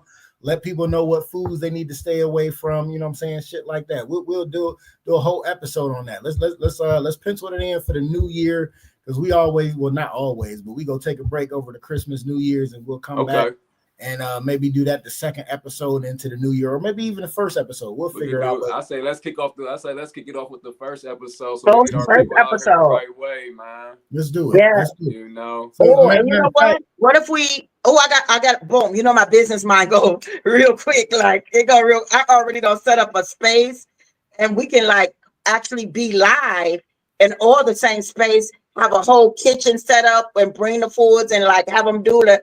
You see what I'm right with? Let's do it. We can do it. You want to do a whole live show? We want to cook and all types of shit. Like I said, we can do it. Long as little mama, you know what I'm saying. You know, little mama go be with me, so we can do it. We can make it happen because she loves her. She love her with the basics anyway. She love her. She love her vegetables. Her snacks. Her snacks is cucumbers, tomatoes, and peppers. Yeah, I bring some juice through for the set and everything, man. You know, so we can have us a nice little vibe real quick. All right, let's I got my business mind to get the clicking. Yeah, so like I said, just shoot me a date, man, and we can share. We get it done, man. Regardless. All right, let's do it. Let's do it. We said it here first. Let's do it. First episode of the new year. We go do that new year, new you, getting healthy, getting right. You know what I'm saying? Man. Mind, body, and soul. Let's do it. Yes, sir. Man. Some new healing, some new living, all of that, man. Some new loving. Yeah, we're gonna keep it popping. Why you always hating on me? Why you always like? I ain't hating on you. You just was like, I'm all about the love. I am all about the love. Did you see her during the episode doing this with her shoulders, bringing out her shoulders and shit? Damn, girl. No, because it's this guy ruffles in it, and when it rises up, it's very uncomfortable. Like for real. Trust me. Hey, listen. Whatever makes you feel better. Whatever excuse you want to use to make you see me come on here in pajamas. You know, like little stuff don't bother me. It's natural. It's a part of my protons, my electrons, and my neutrons. All right, let's get out of here. We running the human body. This is my carbon. 2 hours and 45 minutes. We usually don't do episodes this long in a long time, but we do it when we do it, when it's that good. So you already know. I hope y'all enjoyed the therapy session tonight. Hope you have a rest of the blessed week, man. Thanksgiving coming up. We'll be back next week, God willing. Sis, go on, talk to him. If no one has told you today, I love you, I believe in you, and I want you to win. Absolutely. And you already know what I'm going to say. Something you can never get back is time. And I want to thank you for spending your time with us. Listen, Supreme Being, thanks for joining us, man. Sis, you know I love you. We'll see y'all next week, God willing. We out. For sure. Peace. MICAH Beats. Love you, sis. Welcome to Just Therapy, where we talk about life with a comedy twist. With your hosts, comedian Sean Boyd, Antonio Ferguson, and Miss KT. We talk about a whole bunch of shit from politics to people actually taking shits. So sit back, relax, and enjoy the therapy session. Man, this be dope. Make a motherfucker want to rap. I can't rap, man. Hold on, here we go. I can't rap. I really can't. But come sit down on the couch with us. Man, I can't rap. Come to the couch. Enjoy the show. Let's go.